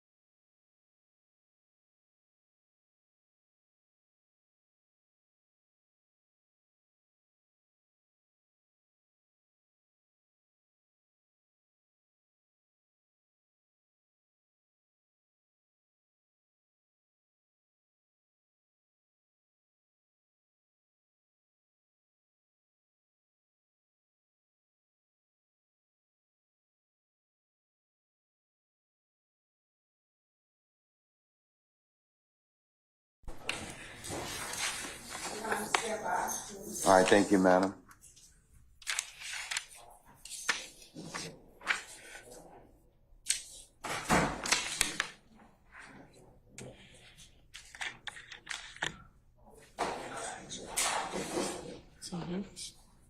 Yeah, yeah.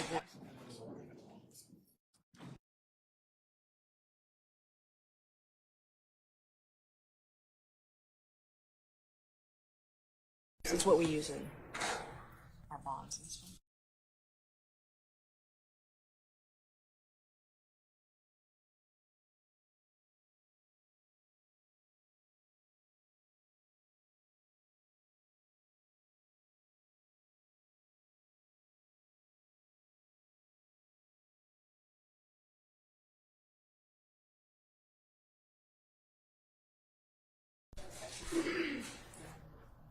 Sergeant Brown, is everybody present?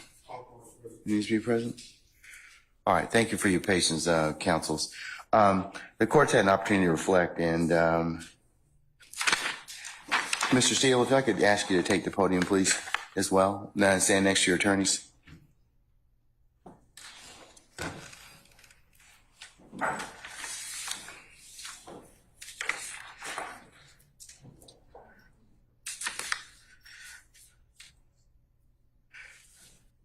Okay, Ms. Merchant, Mr. Steele, and I apologize.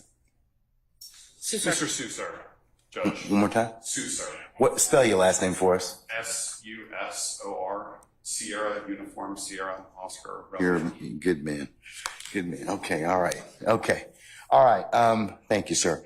Okay, Mr. Susar as well. All right, counsels, I've made a clarification or to the order of contempt.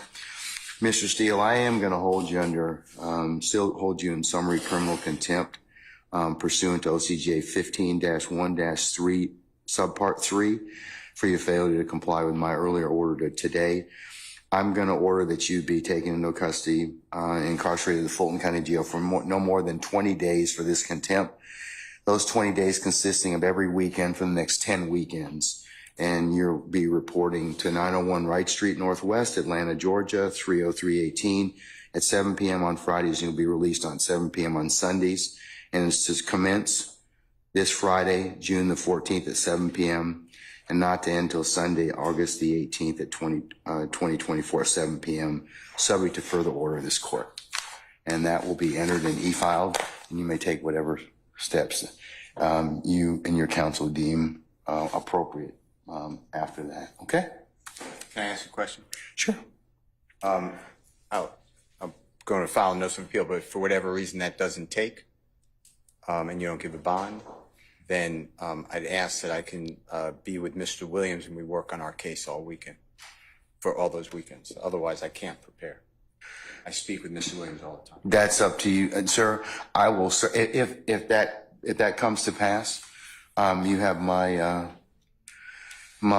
support. I will talk with our sheriff, and we may be able to make that work. Okay, if that should occur. Okay. All right. Okay. All right.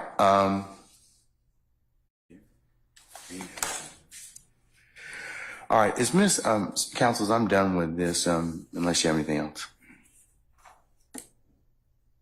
All right. Thank you. Thank you, Miss.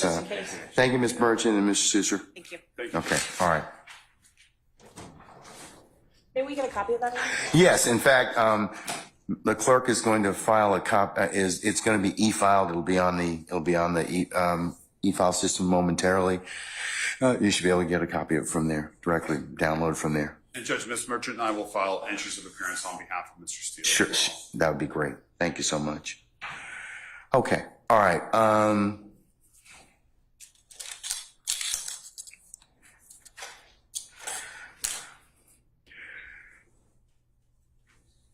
All right, State, is there anything else we need to, or any defendants, is there anything else we need to take up before tomorrow morning? Mr. Copeland is going to rejoin us tomorrow morning, so we'll continue with his testimony. Where's Miss Bumpus? Your Honor, I have a matter. 1 second. Where's Miss Bumpus? She hasn't been released yet. I'm not certain, and Miss Hilton is attempting to. determine her whereabouts. All right, if you could call her, Miss Hilton. Thank you. All right, Mr. Sharp, sir?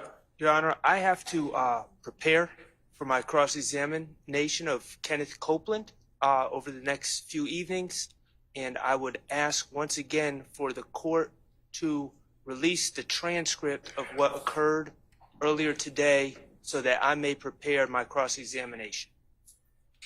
I'm not going to do that, sir. Not at this point in time, respectfully, okay? Well, Your Honor, respectfully, and if it's not released by the time that we cross-examine Mr. Copeland, our defense will be hindered. Sir, that'll be an issue you can certainly raise then and now, but I'll think about it. But at this point, I'm not inclined to release the transcript of the court's ex parte hearing because of the way it was the way it was disseminated.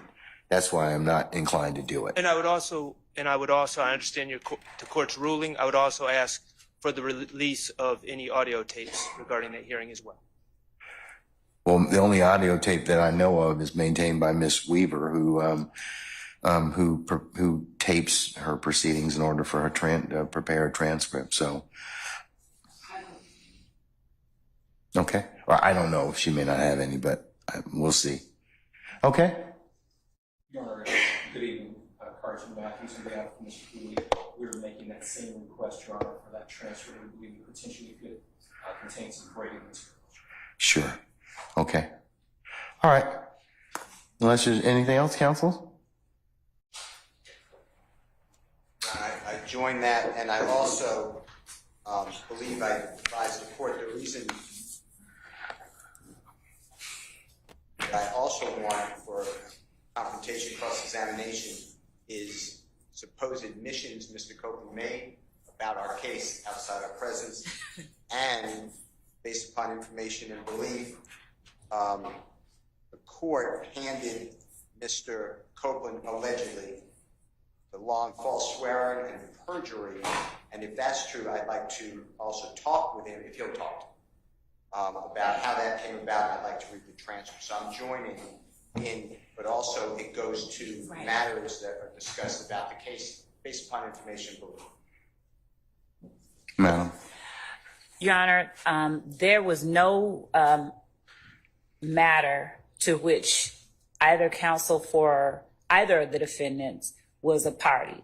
There was no matter to which either defendant in this case was a party that was had or held outside this courtroom. So we would ask that the court deny what is being requested of the court, because that is something to which neither defendant is entitled. Your Honor, the witness is on the witness stand. Your Honor, the witness is on the witness stand. The witness is testifying under the RICO Act, which covers all of the defendants. It's my understanding upon information and belief that that particular witness has stated again on Friday that he was not going to testify. Today, it was a different scenario, and based upon it, Your Honor, we believe that we should be entitled to that on a Brady, because we believe it's potential Brady material. All right, sir. And it's covered under the RICO. He's testifying against all of these defendants under RICO. So we all are part of this witness's testimony. Your Honor, I would additionally point out that the question to which Mr. Copeland asserted a Fifth Amendment privilege was, how old are you? On Friday. Yes. Yeah. All right. I'm going to deny your motion, at this time, Mr. Matthews. Your Honor, I don't understand the state's argument that we are not a party. This gentleman was sworn in as a witness against all of our clients. He is sworn in as a witness specifically against Mr. Stillwell. Conversations with that gentleman were occurring apparently ex parte without our knowledge, without my client's presence.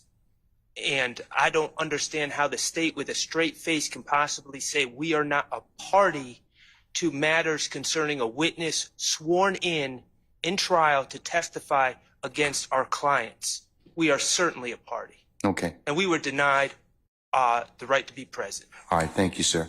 I'm still going to deny it. All right. Anything else? We would ask for a copy of that transcript since it's germane to the contempt. So we will be asking for that in the court reporter. I assume it's this court reporter, since that is. Yeah, it's an ex parte matter, so you're not going to get it unless the appellate court wants to see it, if it's accepted. So, but I'm not going to give it to you at this point in time. I assume the Harvey rule applies. Yes, sir. Thank you. All right. All right. See y'all tomorrow morning, okay? 9:30 for an anticipated 10 o'clock start time? Okay, we're recessed.